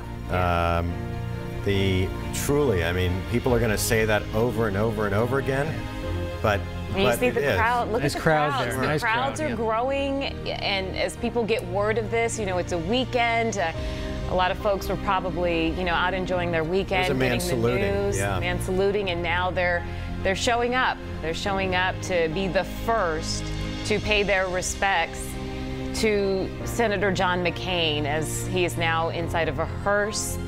He is being shuttled there to the mortuary. This is at 7th Ave and Bethany Home, being escorted by law enforcement and then followed there by some other black SUVs. We don't know, or assuming that the family is we don't know where the family is right now. I would actually presume they're still in Sedona. They may be gathering there. They may be gathering in Phoenix. You know, he has one son in Virginia Beach, Virginia. He has a daughter in Milwaukee. So they're out of town. He had a son that was called home from Afghanistan. Well, he has a little interesting kind of fact about John McCain that you don't really hear because he doesn't talk about it. One of his sons, Jimmy McCain, enlisted in the Marines during the Iraq-Afghanistan wars. And he was in Iraq, during the presidential campaign of 2008, fighting in some serious battles. I don't think I've ever heard that before. Because John McCain will not talk about it. His another son, Jack, is in the Navy. He's a helicopter pilot. He's stationed somewhere now. So, you know, he's got to come home. His kids all sound very accomplished. Of course, we know his daughter, Meghan. Meghan McCain, yeah. Who needs no introduction. Right, right. You know, and as a parent, all of us are here tonight. I'm struck by the fact that, you know, the old saying, no parent should ever have to bury a child. That his mom, who has lived, you know, to the ripe old age of, I think, 105? 106. 106. Will have to bury her son. Yeah, McCain is survived by 7 children, his wife, Cindy McCain. He has 2 siblings. 2 siblings and his mom. His mom. Yeah, and it looks like they've paused. Cancer, of course, claiming the life of John McCain. Glioblastoma, a brutal form of cancer, brain cancer. The average life expectancy is 14 months. John fought it gallantly for 13. With treatment, chemo, radiation that he received. And earlier, Grant Woods was on the air with us and said that John decided that he wanted to dictate how he was going to go out, and he did it on his terms, the same way he lived his life. And you're looking at live pictures right now of John McCain's hearse being escorted by law enforcement to the mortuary here in Phoenix. We'll continue our coverage right after this break.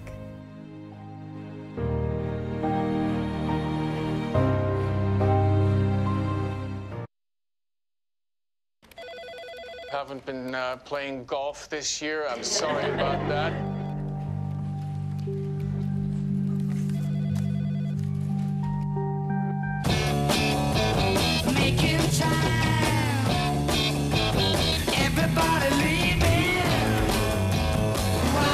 Progress is in the pursuit.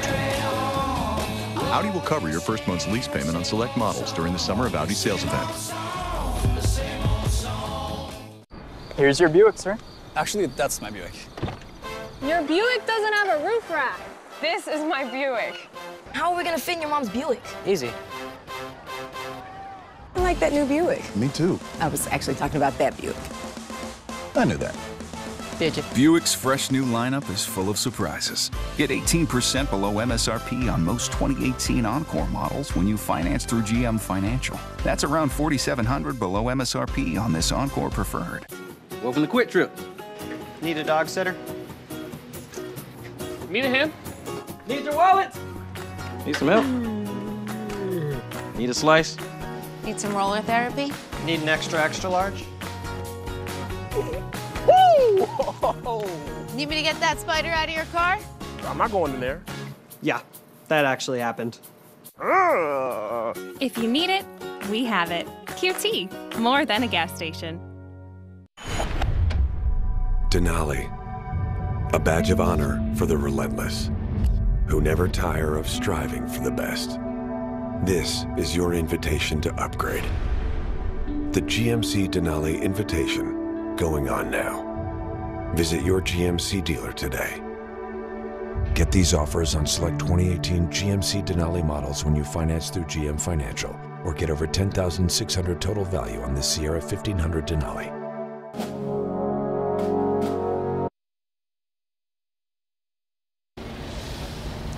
And welcome back. We've been bringing you pictures of the procession carrying John McCain's body from his ranch in northern Arizona to Phoenix, where it just arrived moments ago. Our Rachel Cole is at the mortuary.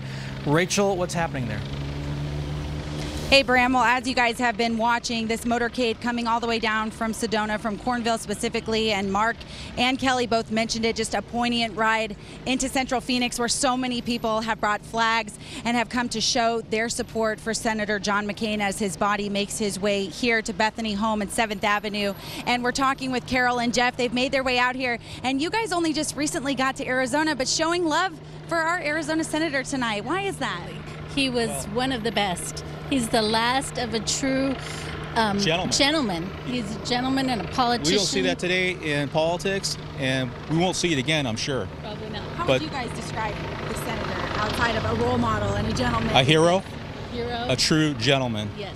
Somebody I voted for him when he ran against Obama. And I mean, let's full disclosure here. You two just moved here from California, a well-known blue state. I mean, how did this happen? Your fond thoughts about the senator? I first voted for Ronald Reagan. That's the first time I ever voted. And I followed John McCain's history as a pilot and all that. To me, he's just a true gentleman. And that's why I felt so compelled to be here tonight, because we will never see this type of gentleman again. I'm sure of it. He ran an awesome race when he ran against Obama, and Obama did great. I liked him too. I'm independent. I'm not on either side, but I go for whoever is the best candidate. And he's just such a warm-hearted person. His good family man. Carol, Jeff, I think we can all agree tonight it's really not about left wing or right wing. No. It's really just about coming together to salute a proud hero of our nation. Absolutely. Right? A true American hero. Yeah, sure. Absolutely. Great for Arizona. What would you guys like to say to the McCain family? We know that they're spread out all over the nation and just in mourning tonight. I know, and it's okay. You can share with us how you feel. It's very. I know what the family's going through because I lost my sister from cancer, and the last part of her life was just like his. It went to the brain. So I know these days what they've been going through these last 3-4 days. And sharing that with us, that's such a strong and courageous move. Did she make that decision to stop taking treatment as well? No, or? She fought till the end. We went to Loma Linda, we went everywhere looking for the last bit of treatment, and she fought till the very end. The same thing Senator McCain did, I'm sure. He fought a lot. His family is right alongside of him, and God bless them, and we know they'll be fine because they know he's in a better place tonight. God bless them. What do you guys think about Congress having to take on this duty of filling those shoes? Like, where do they even begin? I think that it was way too soon to even talk about that, because, my God, still mourning. I mean, we want to respect this man, and in my opinion, there's no one's going to fill his shoes. We just have to pray. We have to pray a lot. We certainly appreciate your time tonight. Anything else you want to say as you mourn with all of these people as well? God bless the family. God bless that family, and stay strong. You have a lot of people that care about you and care about what your family believes in and what John McCain believed in. All right, Carol and Jeff, thank you so much. Again, we're live out here at the A.L. Moore Grimshaw Mortuary, where the motorcade has just shown up with Senator John McCain's body, and we're going to send it back to you guys in the studio, and we're going to stay out here and chat with a few more well-wishers. All right, thank you, Rachel. I should add, a friend of the family watching our coverage tells me 2 very close friends of the McCains were accompanying the body back to Phoenix, and one of their daughters was in that picture as well, Bridget McCain, we believe. And we'll be back with more coverage.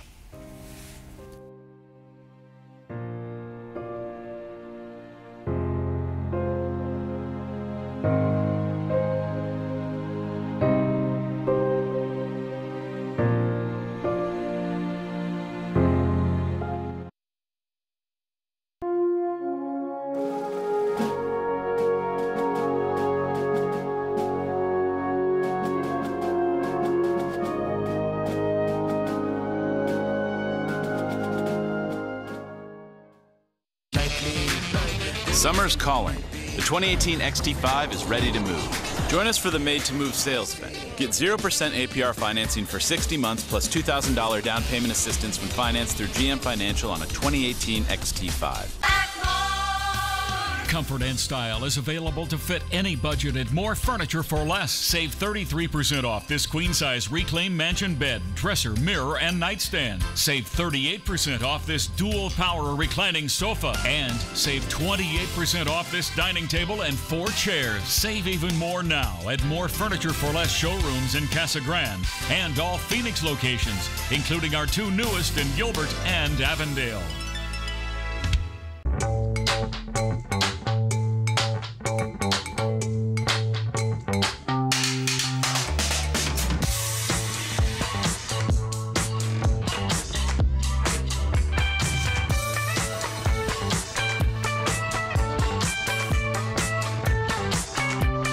a lot of Volkswagen in every Volkswagen. During Volkswagen Smile and Drive Days, you can lease a value-packed 2019 Jetta S for just $179 a month. Welcome to Quick Trip. Need a dog sitter? Need a hand? Need your wallet? Need some help? Need a slice? Need some roller therapy? Need an extra large? Woo! Need me to get that spider out of your car? I'm not going in there. Yeah, that actually happened. If you need it, we have it. QT, more than a gas station. Summer's calling. The 2018 Escalade is ready to move. Join us for the Made to Move sales event. Get 0% APR financing for 60 months plus $2,000 down payment assistance when financed through GM Financial on a 2018 Escalade. Everyone remembers where they were on 9/11. I was deployed to the Middle East, led airstrikes against the Taliban, and was the first woman to fly a fighter jet in combat. I know the price of freedom. While we were in harm's way in uniform, Kyrsten Sinema was protesting us in a pink tutu and denigrating our service. The world is a dangerous place. We need strong leaders who understand the threat and respect our troops. Kyrsten Sinema fails the test. I'm Martha McSally, and I approve this message.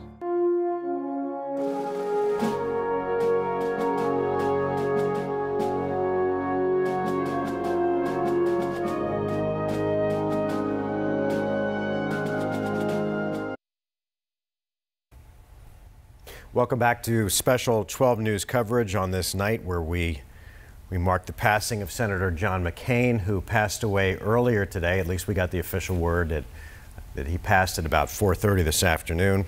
Over the last couple of hours, his body has made its way down from his ranch in Cornville, Arizona, down I-17, and is now at the funeral home on 7th Avenue in Bethany Home. And we've been talking about what a bridge builder John McCain was. A dyed-in-the-wool Republican, a hardline right-winger in many cases, but a man who could move to the center. And when he moved to the center, he formed bonds and friendships with people on the other side of the aisle, probably none more famous than his long-time friendship with Joe Biden. And that goes back to John McCain's days after he was released from as a POW. He returned to the Navy and he became the Senate liaison for the Navy. So he got to know the senators pretty well. And Joe Biden, this is in the early 70s.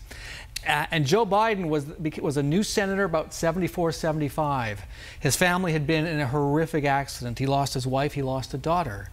And somehow McCain and Biden bonded over that. McCain would care for the Biden children, helped him out, and they remained friends through that. They certainly both enjoyed a good fight, and there were times when they fought.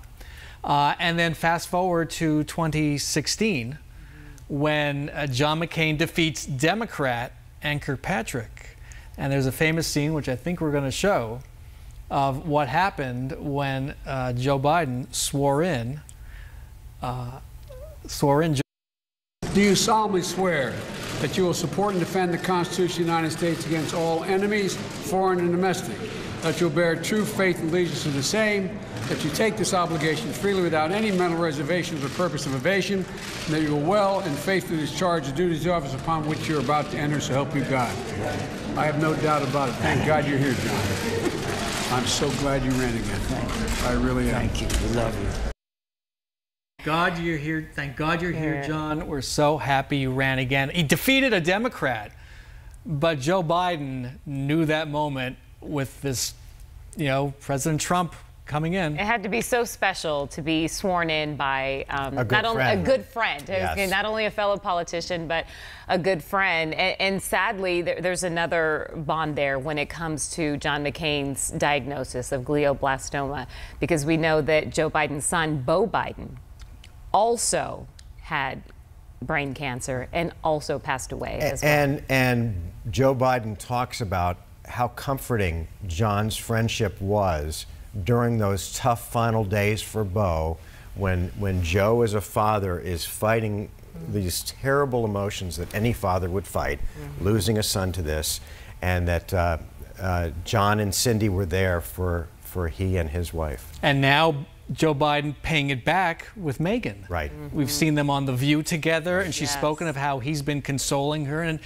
seems he's been a real rock for her through this whole ordeal. And we can imagine he'll continue to be so in her father's absence, that she'll more than likely continue to confide and lean on Joe Biden. I'll tell you, the thing about these two men, they are mirror images of each other. I know. Democrat, Republican in the way they approach life, the zest for life. Joe Biden was himself a rabble-rouser as a young man.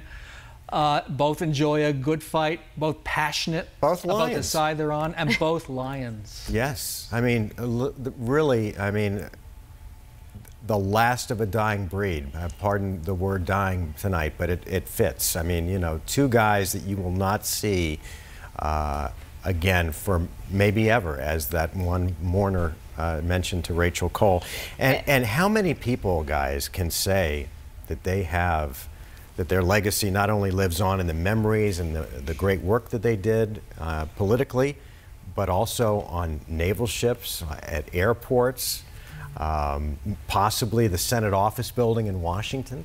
Yeah, we just heard that a few moments ago, CNN reporting that Chuck Schumer, Senator Chuck Schumer, a Democrat. A Democrat, again.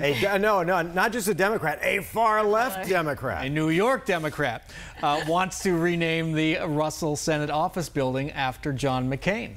Terminal 3 at Sky Harbor Airport's been named after John McCain. It has not been dedicated yet, so the sign's covered up.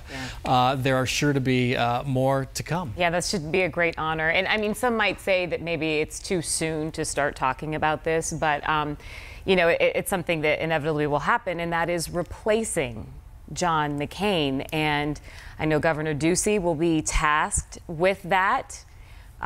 What do we know about that? Yeah, and I know many people will think it's too soon. What I would say is John McCain understands this perfectly. John McCain gets politics. He knows how it works. He would be fine with this, I think it is safe to say. So the law on replacing a senator filling a seat is kind of unclear. All we know is the governor appoints a successor, and that successor is up for, and the seat goes up at the next election. So right now, it's all in Governor Ducey's hands as to when he has to appoint a successor. There is no deadline on appointing a successor. Can he appoint anybody? It has to be from the same political party. So a Republican. A Republican, and that person would serve until 2020, stand for election in 2020. Then there'd be another Senate election in just 2 years. And then 2 years after that, when John McCain's term was to have expired, there will be another election for that seat. So there will be a lot of speculation in coming days. There already is and has been. Governor Ducey tries to quash it. But it's going to be renewed, especially when you consider the razor-thin margin that Republicans have right now in the Senate. Right. It will. Yeah. It will be crucial. And I don't think we'd be doing our jobs if we didn't, at least for a moment, discuss the fact that despite pressure to resign his seat earlier when he was given the cancer diagnosis, he didn't do it. Yeah. And there's a tradition of that in the Senate. You get a lot of respect if you're a senator and you are ill and can't be there. We've seen this with Senator Tim Johnson of South Dakota. In 2008, I believe, he was out after suffering a brain hemorrhage for about 8 months. Senator Mark Kirk of Illinois, I think around 2011, he was out a year after suffering a stroke. He kept his seat the whole time. Mark Kirk returned. I believe Tim Johnson ultimately retired. You're given a lot of leeway. And when you're John McCain, you're given all the leeway you want, because the feeling is he's earned it. We know a lot of folks out there aren't necessarily happy with that. They believe they're not being represented. You know, those are kind of the rules and mores and norms of the U.S. Senate. That's the way that body, the greatest deliberative body in the world, that's the way it works. But I bring that up because we have certainly heard from many people across the state, not just on the Republican side. Why didn't Senator McCain step down? Did it surprise you, as someone who's covered him, that he didn't step down? No, I mean, all I can think of is after he was diagnosed, he had that scar above his eye from the surgery, from the blood famously clot. Came back, made a great speech. You know, was on the Senate floor, you know, made that no vote, and then made that speech. And when I saw that, I thought, there's no way he's going anywhere. You know, he's gonna stick with it. This is just me talking. I've always said I think John McCain's greatest fear was dying outside of the Senate. Okay. There was nothing else this man could do. I had a father like that. Maybe others did too, or a parent, you know. This is all they did. This was his life. Right. And there was no way he was going to leave this earth other than as someone other than Well, you know, Senator it's John funny McCain. because it's often said you should never let your job define who you are. But I think in many ways, John defined the Senate as much as the Senate defined John. Good point. Think that's fair? Yeah. That's a very good point. Let's take a quick break, and we're coming back after this with more.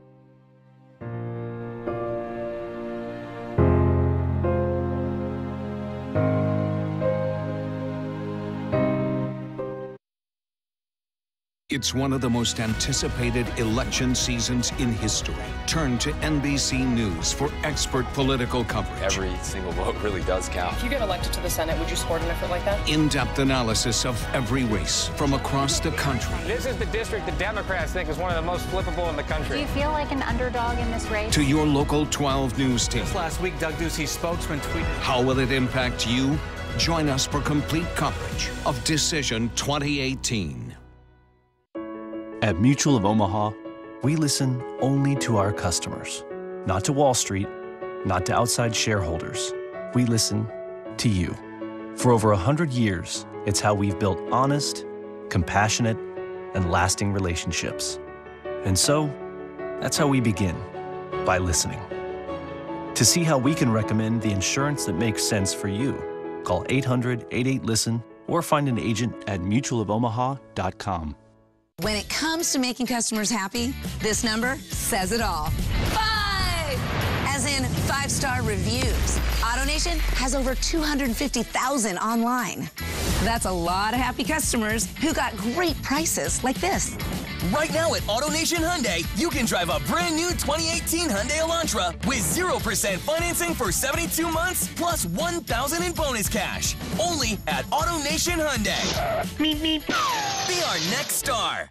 4 years ago, Arizona was $1 billion in the red. School funding was flat after years of cuts. Today, the budget is balanced. 240,000 new jobs created, $2.7 billion in new spending for schools, plus a 20% teacher pay raise. And with the border strike force, our border is more secure. It took an outsider, a businessman, not afraid to shake things up. There's more to do, but Doug Ducey is getting results. Doug Ducey, securing Arizona's future.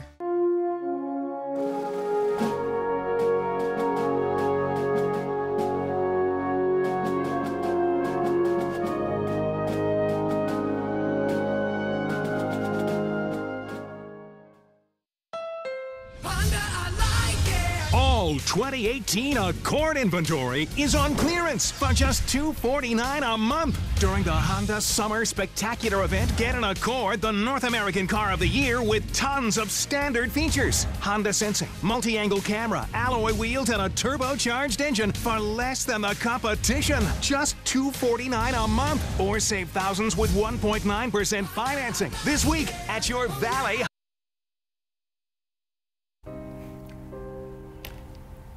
Well, we're marking the passing of Senator John McCain, an event that we knew would happen within days, especially once the family announced yesterday that he was ending his cancer treatment. But I don't know that you're ever really prepared to acknowledge that a man like John McCain has died. But in fact, we have lost him, lost a great American, a great politician, a great Arizonan. And we're joined now by former Phoenix Mayor Greg Stanton. Good to see you, and thanks for coming in on what is a very tough night for all of us who've lived in Arizona for any amount of time. Well, it's an honor to be here to in part pay tribute to our great senator. You know, on the world stage, one of the most popular Americans, loved across the globe. Of course, in national policy, as you pointed out, a lion of the Senate, but we knew him here locally as our guy, our advocate in the United States Senate. And shortly after the diagnosis last year, we were honored at the City of Phoenix, of course, to name Terminal 3 after Senator McCain. And so that'll be a forever tribute to him and his life of service. Any idea when that'll officially be dedicated? First off, the name has officially happened, so it is official. We have honored, our community has honored Senator McCain with the name of Terminal 3. We were trying to work with the family, obviously with the difficulty with the illness, to try to figure out if there might have been a time in which the senator and his family might be able to participate in that. So we'll work with the family to figure out a formal ceremony, a great way to honor him. But as of now, the terminal is named after him, and people coming in, it's our front door, if you will, to our community.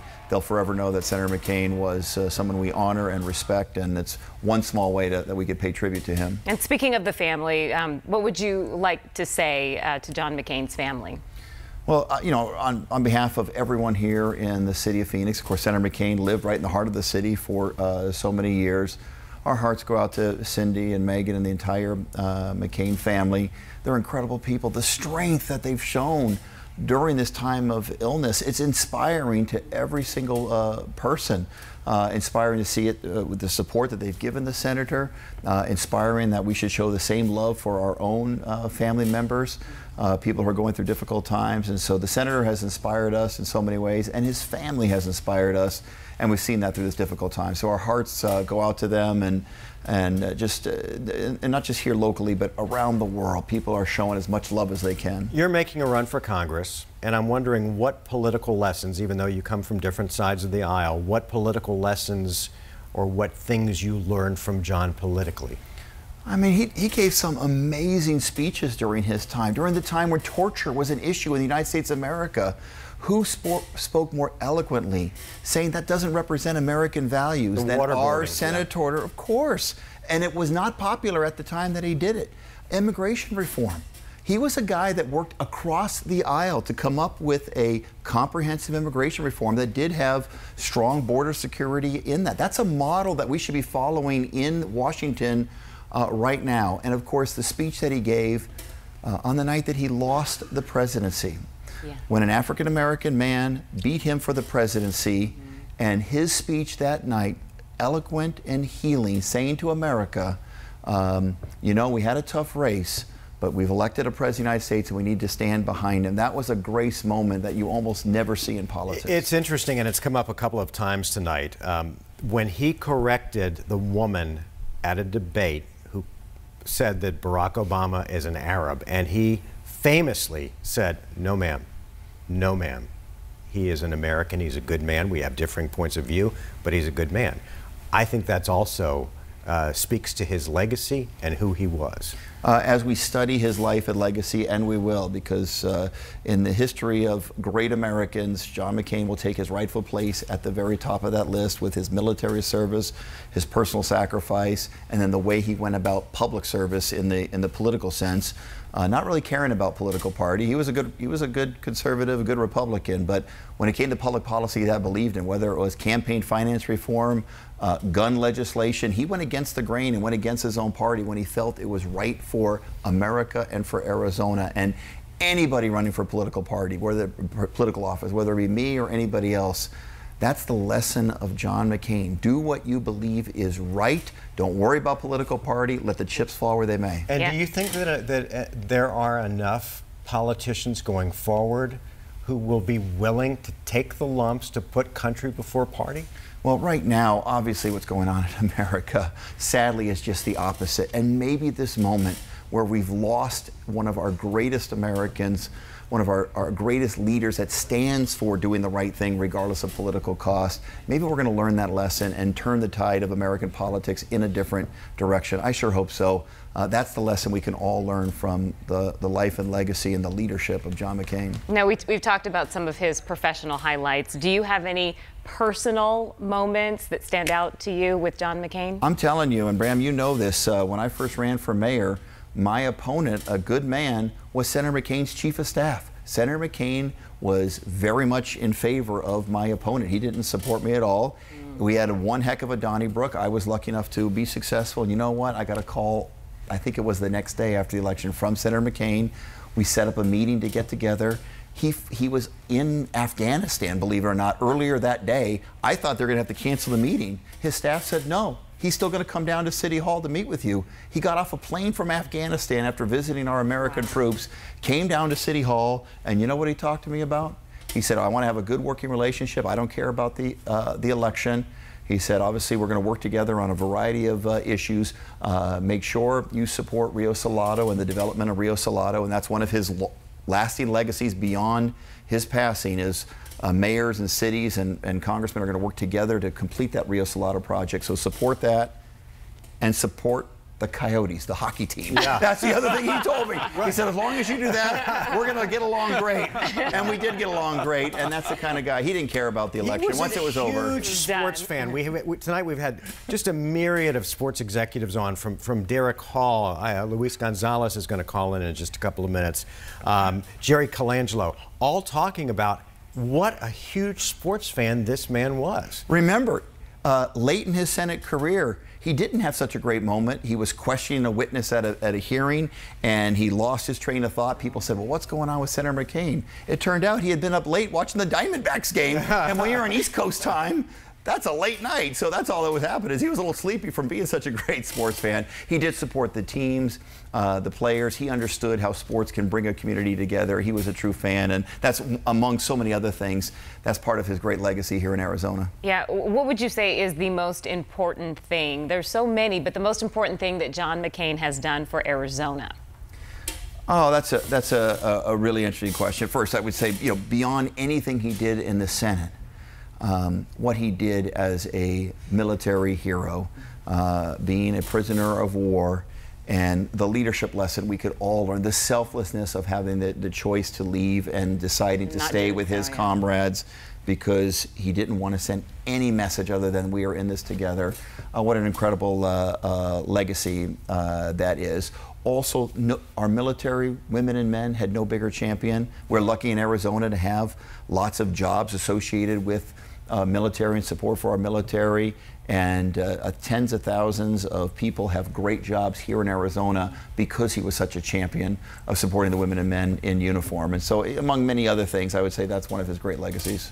Well, we tonight, and Greg, we appreciate your coming down tonight. It's so good to have your perspective on this night. That we come on the air, and all of our hearts, in one way or the other, are heavy tonight. But we can look back on some of the great things that he did, the great times that we shared with the senator, and the lasting legacy, which is the mark of anyone. You hope to leave something behind that people will remember and benefit from for generations to come. In politics right now, there is no one else like Senator McCain, whether it be in the House, the Senate, or in the White House. He was the greatest. Yep.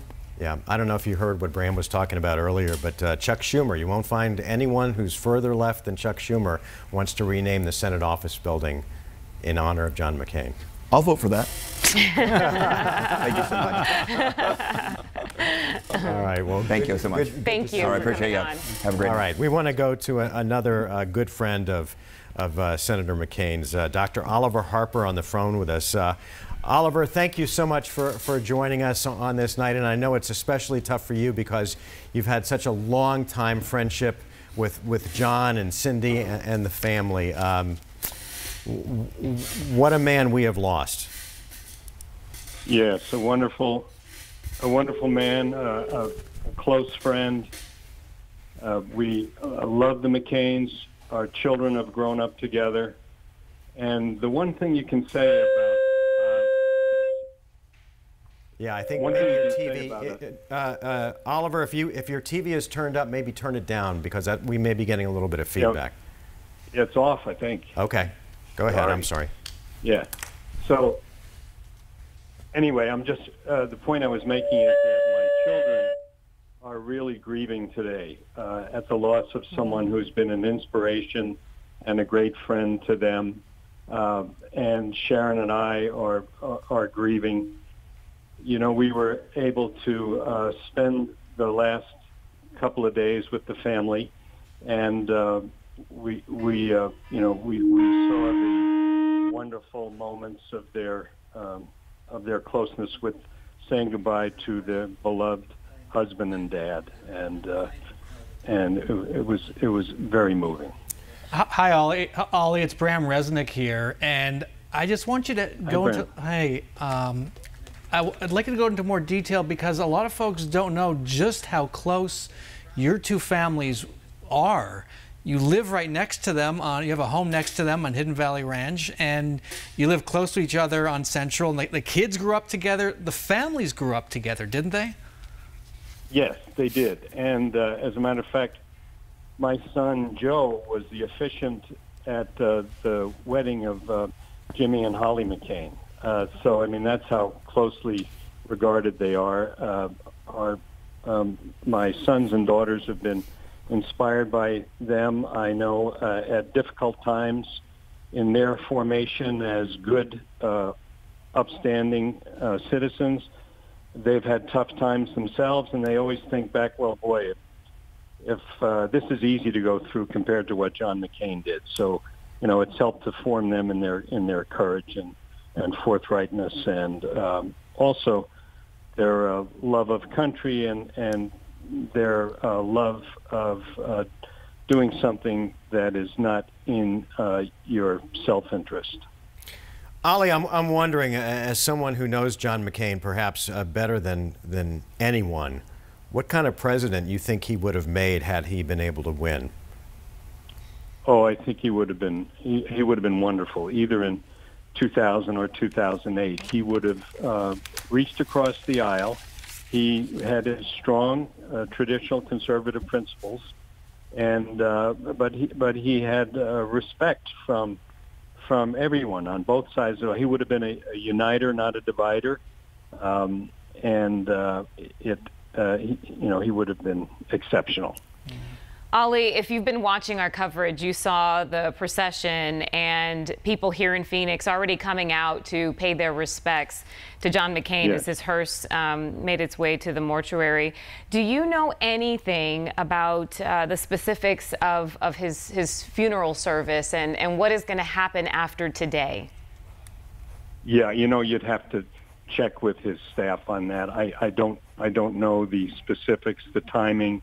But I know he'll have tributes here and in Washington and at Annapolis. And did you and Sharon accompany the hearse down to Phoenix? Yes, we did. Yes. Were the McCain children with you? We were in. They were part of the. They were part of the entourage.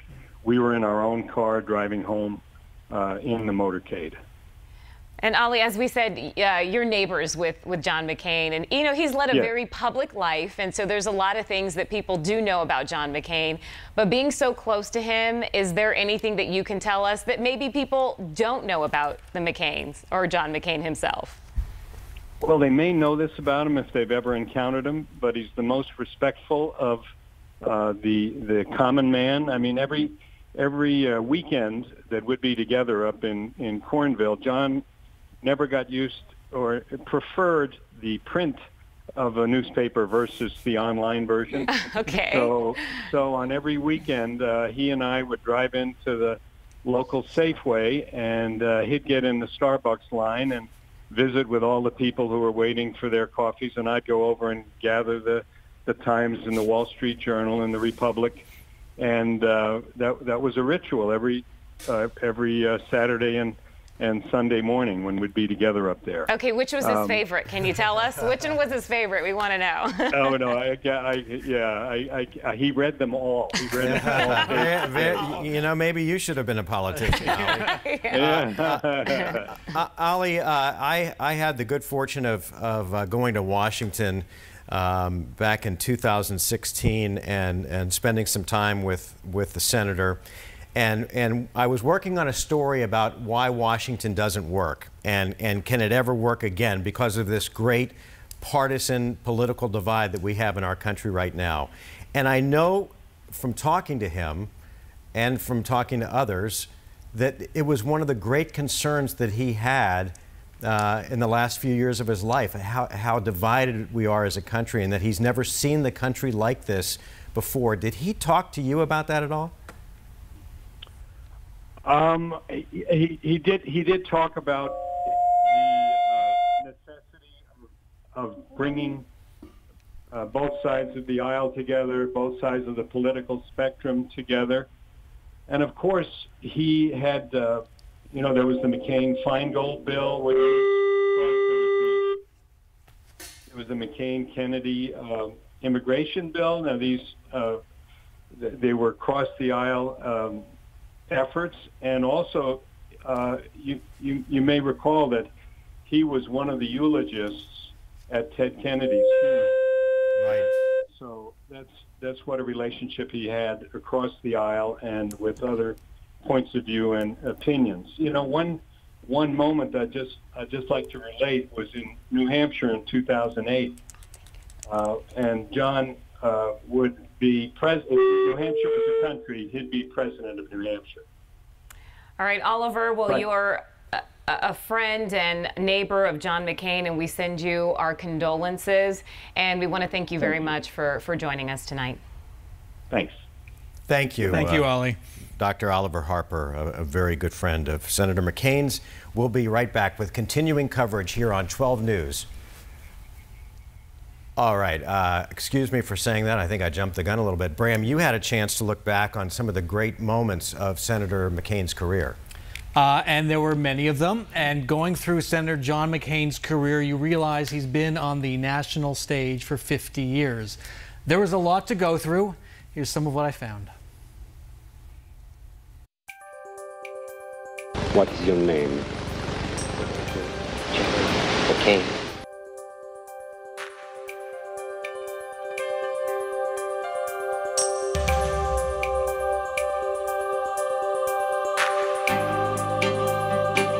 Every door I knock on obviously is not a successful venture, but they seem to appreciate the fact that I take the time to go knock on their door.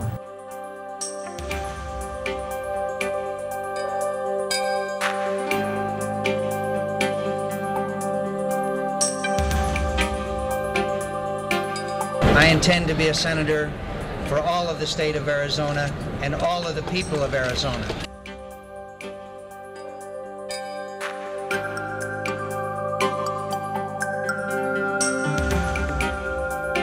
Very powerful, yes. So I'm gonna have to. We're not rolling right now. Yeah. I have to keep that on. You want me to do that to your little shirt? And it's something that will always be a mark on my record and something that people will judge me for the rest of my life.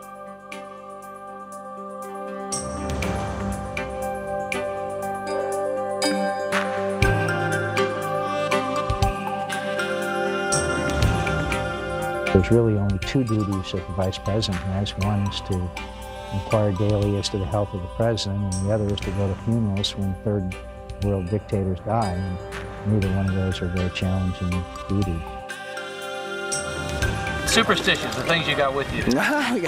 we got coins and compasses and pens and shirts, and the only thing I think I have on that I'm not superstitious about is my underwear. Is that right, Cindy? I'm not going to discuss that. I want the presidency in the best way, not the worst way. Congratulations, Kathleen. Thank you. Bill, congratulations. Thank you, sir. Secretary, just grow up so damn fast. That's the truth. Are you running, or are you going to announce that you're running? The last time we were on this program, I'm sure you remember everything very clearly, yes, as we say. But you asked me if I would come back on the show, if I was going to announce. Yes. I am announcing that I will be a candidate for President of the United States. Al-Qaeda has declared their dedication to the destruction of everything we stand for and believe in. I know that for a fact. Whether we're in Iraq or not. That for a fact? I know it for a fact. Good. God bless you. Boy, that's the first time we've agreed. That's not on this true. whole program. Thank you. If I have to follow him to the gates of hell, I will get Osama bin Laden and bring him to justice. I can't trust Obama. I have read about him, and he's an Arab. He is not. No. No, ma'am. He's a decent family man, citizen that I just happen to have disagreements with. I'm also considering a few radical last-minute strategies. New strategies, like what? Well, you know how people call me the Maverick? Yeah. Well, I thought I might try a strategy called the reverse Maverick. You bring troops, state, county, and local law enforcement together. And complete the dang fence.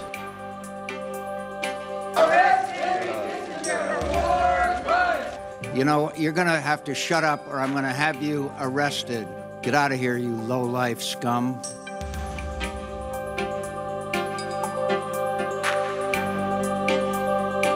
Frankly, I'm not going to talk about it anymore. First of all, you don't have to shout. I don't respond to everything that is said about me from my opponents, from my friends, from anybody else. I've said that I would support the nominee of the party. What we need to do is understand Vladimir Putin for what he is, a murderer and a thug.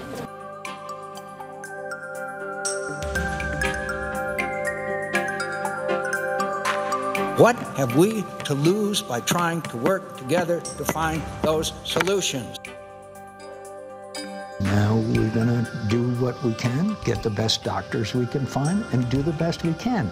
And at the same time, celebrate with gratitude a life well lived. And by the way, that was a phenomenal story, but it could have been 10 minutes instead of 5. Easy, but stick with that last line. I can think of few men or women who lived a life better than John McCain. Right. I'll tell you right now on the phone, we have someone who was also a good friend of Senator McCain, Luis Gonzalez, the Diamondbacks hero from the 2001 World Series. And Gonzo, thanks for joining us. I know this is a tough night for you because you and the senator were good friends. And we had Derek Hall on earlier with us and talk just a little bit about how much Senator McCain loved the Diamondbacks. Yeah, I think tonight's not only a tough night for all of America, but for the state of Arizona. I mean, he was there's no tougher American than Senator McCain in the way his dedication and commitment to our country, and not only that, but to all the sports teams here in Arizona. We had some shots of him earlier. We're looking at a shot of you and the senator right now, but we had a shot of him earlier coming to spring training. He was a regular fixture at D-back spring training. He really was. I mean, he was very passionate about his teams. And every time he came out, he always took time to talk to the players, and not only that, but to ask about their families and how everybody else was doing. He really put himself second when he was out there. It was always about everybody out there playing. Yeah, and on the lighter side of things, did he ever give you any critique or any tips or any advice on how things could be better with the team? Well, he was good at that once in a while, but I mean, there was no one that had a bigger heart than him. I mean, he always took the time, especially when our teams would go to Washington. And as busy as his schedule is, when he knew the Diamondbacks were coming through, he wanted to give the grand tour, and it didn't matter what was going on there. He wanted to, show his hospitality to everybody from the state of Arizona. We heard he wasn't just a casual fan. He knew a lot about the teams and the game. What did you take away from what he knew about the game? He knew a lot. I mean, he stayed up seemed like every game he was tuned in and watching and listening to the games whenever he wasn't around a TV. So he's very passionate about his players, and we got to have a very strong bond, and he's truly going to be missed around here, the state of Arizona. And when you think about Arizona, I think everybody thinks about Senator McCain.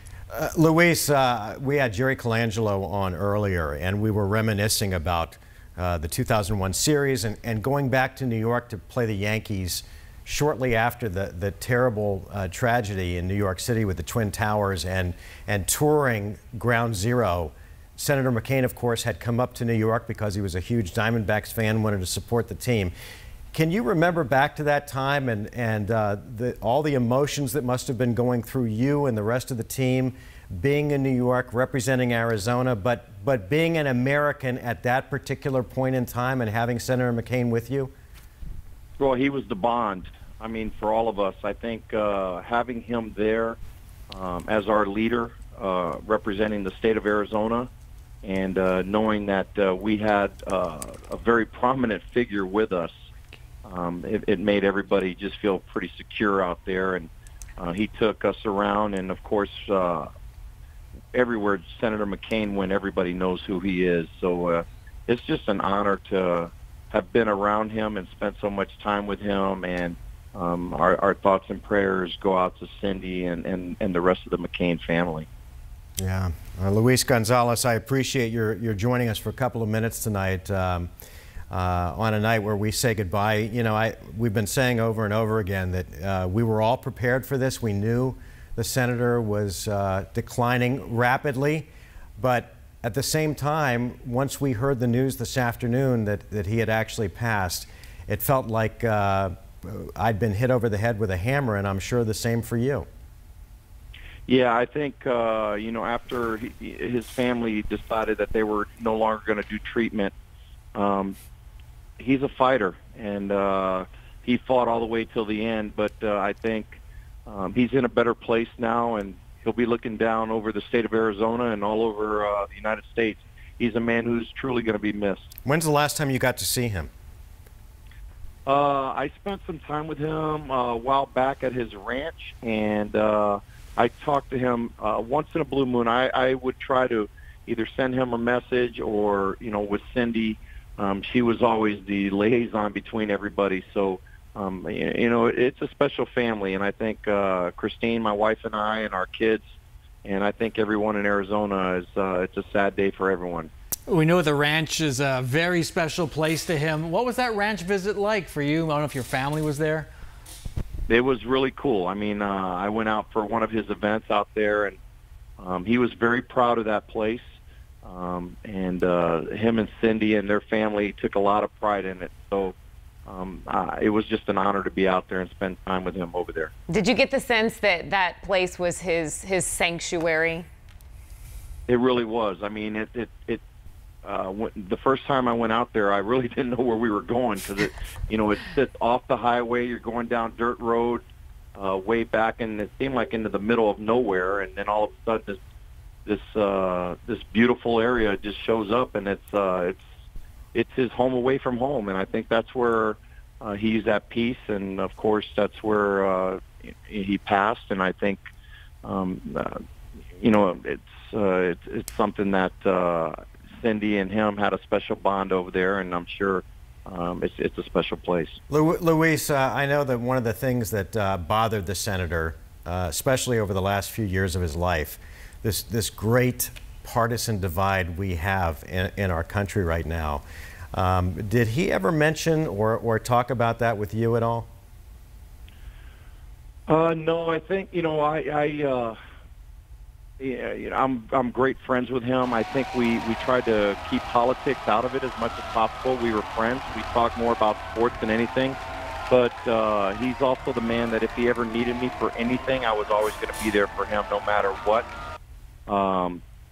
He was just a great friend, and that's a day like today. I think politics and all the divides should all be put aside, and just remembrance of all the great things that he did in his life. I mean, this guy was a prisoner of war for so many years and dedicated his whole life to the United States of America. All right, Luis Gonzalez on the phone with us tonight. Hey, Lou, I appreciate it. You know that, and thanks for sharing some time with us as we remember Senator John McCain. Luis Gonzalez, the Diamondbacks' great player and ambassador for the 10, and we are coming right back with 12 News at 10 as we continue our coverage.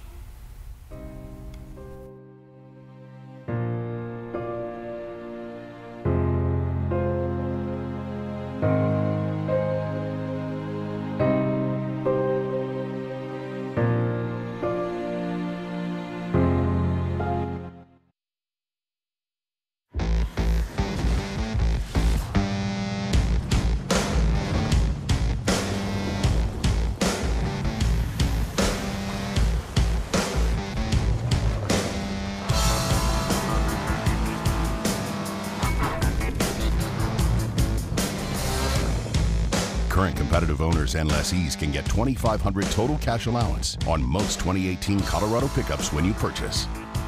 See your Valley Chevy dealer. Arizonans can't afford their health care.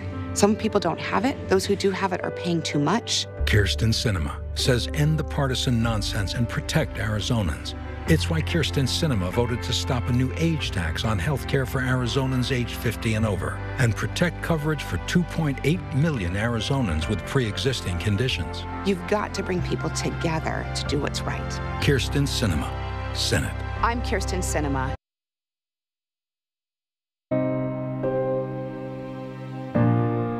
Right now on 12 News at 10. Remembering a hero, Senator John McCain passing away. I was shocked this afternoon. I was shocked. It was just a privilege of a lifetime to have known him and to have been the other senator from Arizona. I felt that it was my duty and responsibility to come out and to stand in his honor. When he was a man of integrity and honor, and when he believed in something, he just didn't back down. He was amazing. I will miss his calmness. We always knew we could count on Senator McCain to root us on from the ballpark, from his home, from all the way across the country. We will never see this type of gentleman again. And I still don't know if I've got my hands totally around it. Live team coverage on 12 News at 10 starts now.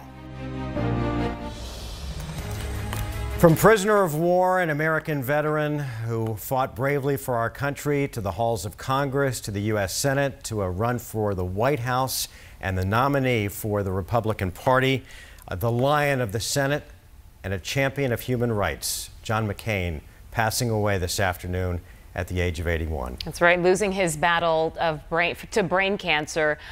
Today, we found out just a little bit before 5 o'clock that the senator had passed away at his retreat in Cornville, a place that was his sanctuary, a place that he spent time with his family, spent time with his friends, even entertained, a place that really couldn't have been any other better place to spend his last days and his last months. I don't know how you begin to sum up the life of John McCain, but it was a life well lived.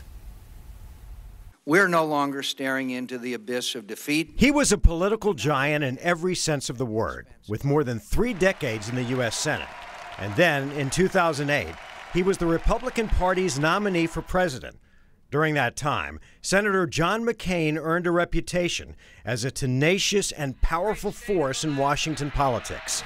A steadfast Republican, he was often referred to as a maverick, a reputation that was reinforced when he made the bold move of selecting Alaska Governor Sarah Palin to be his vice presidential running mate. Re-elected to the Senate 5 times, McCain was enormously popular amongst his supporters for his willingness to stand on principle. I'm a fighter for this country, and I don't just say it, I live it. McCain was born into Navy royalty. The son and grandson of 4-star admirals, it was never in doubt that the young John McCain would answer the family call. After graduating from the U.S. Naval Academy in Annapolis in 1958, he became a naval aviator at the height of the Vietnam War. And then in 1967, he was famously shot down and captured. Badly injured, he was held as prisoner of war and tortured for nearly 6 years. But with an iron will, he survived, and in 1973, a battered but unbroken John McCain was finally released. In 1982, he entered politics, first elected to Congress, and then in 1987, it was on to the U.S. Senate, where throughout his tenure, he became a champion for campaign finance reform and veterans affairs. McCain was married twice and had 7 children, including an adopted daughter from Bangladesh. Through most of his political career, his second wife, Cindy, was by his side. Here's a little straight talk Twice for you. He ran for president, first losing in a bitter primary to George W. Bush in 2000. And then, in 2008, he gave it another go, this time winning the Republican nomination. During the hard-fought campaign, McCain showed his dedication to principle when, in a move that was virtually unheard of, he actually defended his Democratic opponent, Barack Obama. He's an Arab. He is not. No? No, ma'am. He's a decent family man, citizen that I just happen to have disagreements with on fundamental issues, and that's what this campaign is all about. But principle, once again, wouldn't be enough, and McCain, following his defeat, returned to the Senate. As the years passed, he battled health issues, including melanoma. And then in July of 2017, doctors removed a blood clot from above his left eye, It was then that doctors discovered the aggressive form of brain cancer that McCain vowed to fight. I'm going home for a while to treat my illness. I have every intention of returning here and giving many of you cause to regret all the nice things you said about me. Throughout his political career, Senator John McCain earned the respect of his colleagues, the nation, and the people of his home state of Arizona. John McCain and everybody like him is an American hero. The maverick of the Senate, and for so many, a true American hero. John McCain, remembered for his tenacity, his principle, his bravery, and a lifetime of service to our country. And right now we want to take you to some live images. These are coming in from Sky 12. Sky 12 has been following the procession of John McCain's hearse, escorted by law enforcement to the mortuary, where they arrived maybe, about 30-40 minutes ago or so, accompanied by several of his family members. We're going to head out live to Rachel Cole. She is there with more. Hey guys, good evening. Caribe, as you mentioned, the motorcade just moments ago bringing Senator John McCain's body here to A.L. Moore Grimshaw Mortuary near 7th Avenue and Bethany Home Road. We saw all those police officers escorting the motorcade along with some family. Funeral plans, as you can imagine, and services still in the works. And really, as you can imagine, even though we all knew this somber day was coming, no one could ever really truly prepare for it. And a lot of supporters out here tonight lining the streets, wishing his family well. Here's what some of them had to say who we spoke to. I'm just deeply saddened. I heard about it and immediately started crying, just thinking about what a man of integrity and just cared so much for his country. I read his book, Faith of Our Fathers, and just thought he was such an example to our entire country. I just wanted to honor this man. I am a Democrat. I differ with him politically. But we're all human beings and men and women first, and he's always acknowledged that in his political musings and the way he's conducted himself in this country, and I just believe in the man. His family is right alongside of him, and God bless them, and we know they'll be fine because they know he's in a better place tonight. God bless them. Again, law enforcement out here minding the crowd of people coming out to wave flags and salute an American hero, your average Joe, a family man, a military leader, a symbol of this great country. Senator John McCain's life and legacy, really just bringing out those on the right and on the left to come out and honor everything he was to not only this community, this state, but to this great nation. Live in Central Phoenix, Rachel Cole, 12 News. Back to you.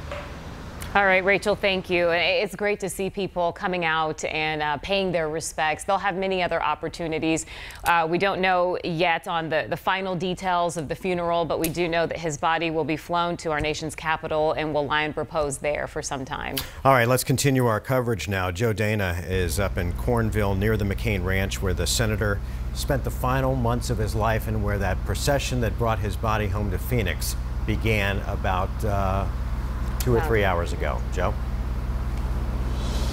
Yeah, and it was tough to watch. I'll tell you what, if you grew up here in Arizona, you've seen John McCain evolve from the war hero to a statesman to a fighter in the political arena and against cancer. We knew this day was coming, and then it just all happened within a matter of a couple of hours. The McCain family announced that the senator had passed away at 4:30.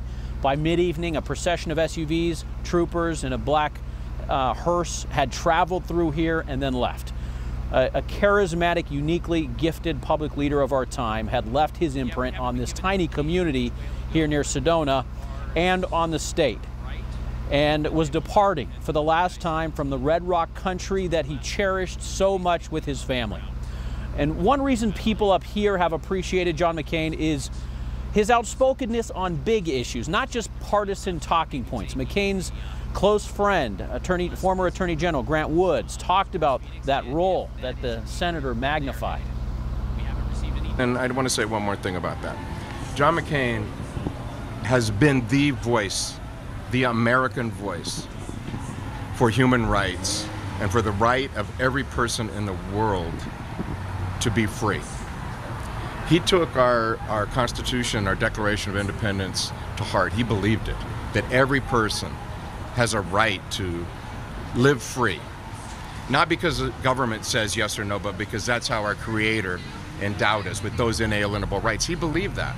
And not just for Americans, but for everybody. One man passing through here paying his respects. He was going to bird watch, and he said, I needed to stop, and he took about an hour here just to contemplate Senator McCain. He said he worries that there may not be another for a long time.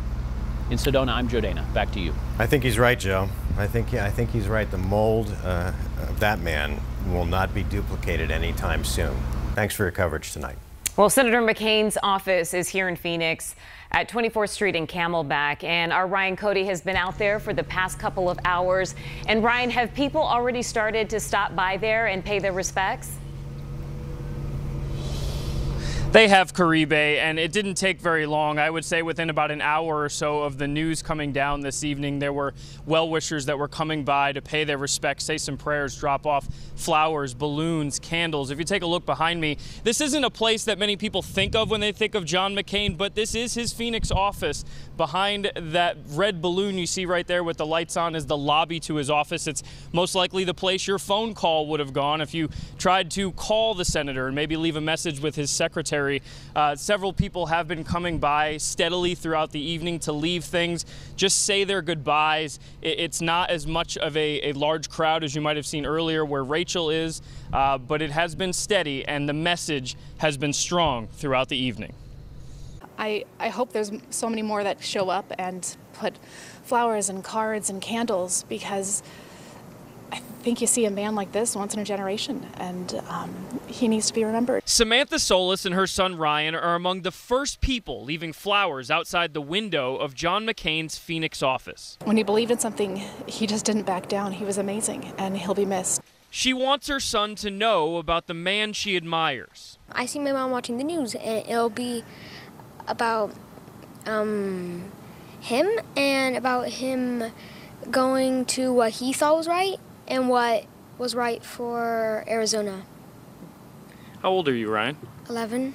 11. So what have you learned in 11 years from your mother about the kind of man he was? That he was amazing, he was a soldier, and that he'll be missed. I think more than anything, in light of this really sad news, I think we feel gratitude. The senator exemplified an incredible contrast in politics. The memorial, much like McCain at times, crossing political lines. I admired his politics. Aida Johnson is a Democrat, but she feels like this is bigger than right and left. It's right and wrong. Even though I didn't always agree. Like I said, I'm a Democrat, very liberal Democrat. But I think deep down inside he had country's interest in heart. And how could you not support that? Back out here live now where it is quiet this evening, and we have seen people come and go in just the last couple of minutes. We are expecting this memorial to grow throughout the night and possibly into the morning. If you're interested in coming by and paying your respects, maybe dropping some flowers or something like that, we are at 24th Street in Camelback. It is the building where the restaurant The Gladly is, so if you know that landmark, it's on the back side of that building is where we are right now. So that's where we are if you would like to come by and drop things off. We'll be out here for a little bit longer, guys, and hopefully see more people come to pay their respects. Certainly a somber evening outside John McCain's office. And we are live in Phoenix. Ryan Cody, 12 News at 10. All right, Ryan, thank you. What stood out to me was that young boy who already knew so much about John McCain, and really people of a certain age. John McCain is the only senator that they've known. He's been a senator for more than 3 decades in Arizona. It is interesting because we, like so many other things, if you live in Arizona, you take the Grand Canyon for granted. Yeah. I think that we all just assumed that John McCain would always be around. And the thing that bothered him so much, this divide in our country right now, tonight, in a way, I think he would be heartened by the fact that he has become a uniter, that people on the left are coming and saying, we have lost a great American. And so, you know, sometimes Americans can come together at times of grief, times of crisis, and tonight is one of those nights, so it's good to see. Yeah, so we're going to continue our coverage remembering John McCain. We will have coverage on 12 today at 8:30. And then again on 12 News at 4:30 in the morning as well. And then, of course, we'll have our Remembering John McCain special, followed by Cardinals Locker Room. That's following Cardinals Locker Room right after the Cardinals game here on 12. And then, of course, we hope you'll stay with us for 12 News at 10. We'll be back with more coverage after this.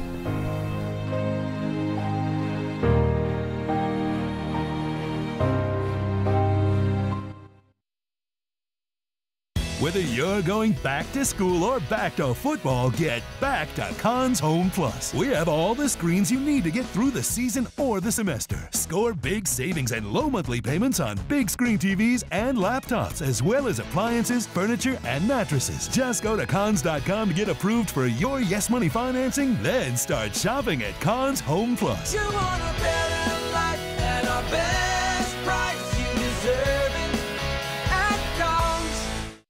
The 2018 Subaru Forester is the best way to get where you've always wanted to go. With road-gripping symmetrical all-wheel drive and 32 miles per gallon, with 8.7 inches of ground clearance plus available X mode, and Subaru has the lowest 5-year cost to own of all brands for 2017, according to Kelley Blue Book. That's peace of mind wherever the road takes you. Maintain the love of your new Subaru with 2 years of complimentary maintenance. Right now, get 0% APR financing on the 2018 Subaru Forester. When we moved with DSL, we experienced the law of internet slow zones. So we switched to Cox. Their law of moving states that Cox has fast speeds everywhere, which you can enjoy after a day of dealing with other laws of science, like gravity, opposing forces, and, laws of attraction? Ew, it's romantic. Cox has gig speeds available everywhere. Cox high-speed internet starting at $29.99 a month. At PXG, performance is the only thing that matters. That's why we developed our new Gen 2 Super Game Improvement irons. These game-changing clubs take forgiveness to the absolute limit, helping golfers at every level feel the joy that comes with hitting the ball further, straighter, and posting lower scores. Call 844-PLAY-PXG or visit pxg.com to get rocking. PXG, nobody makes golf clubs the way we do.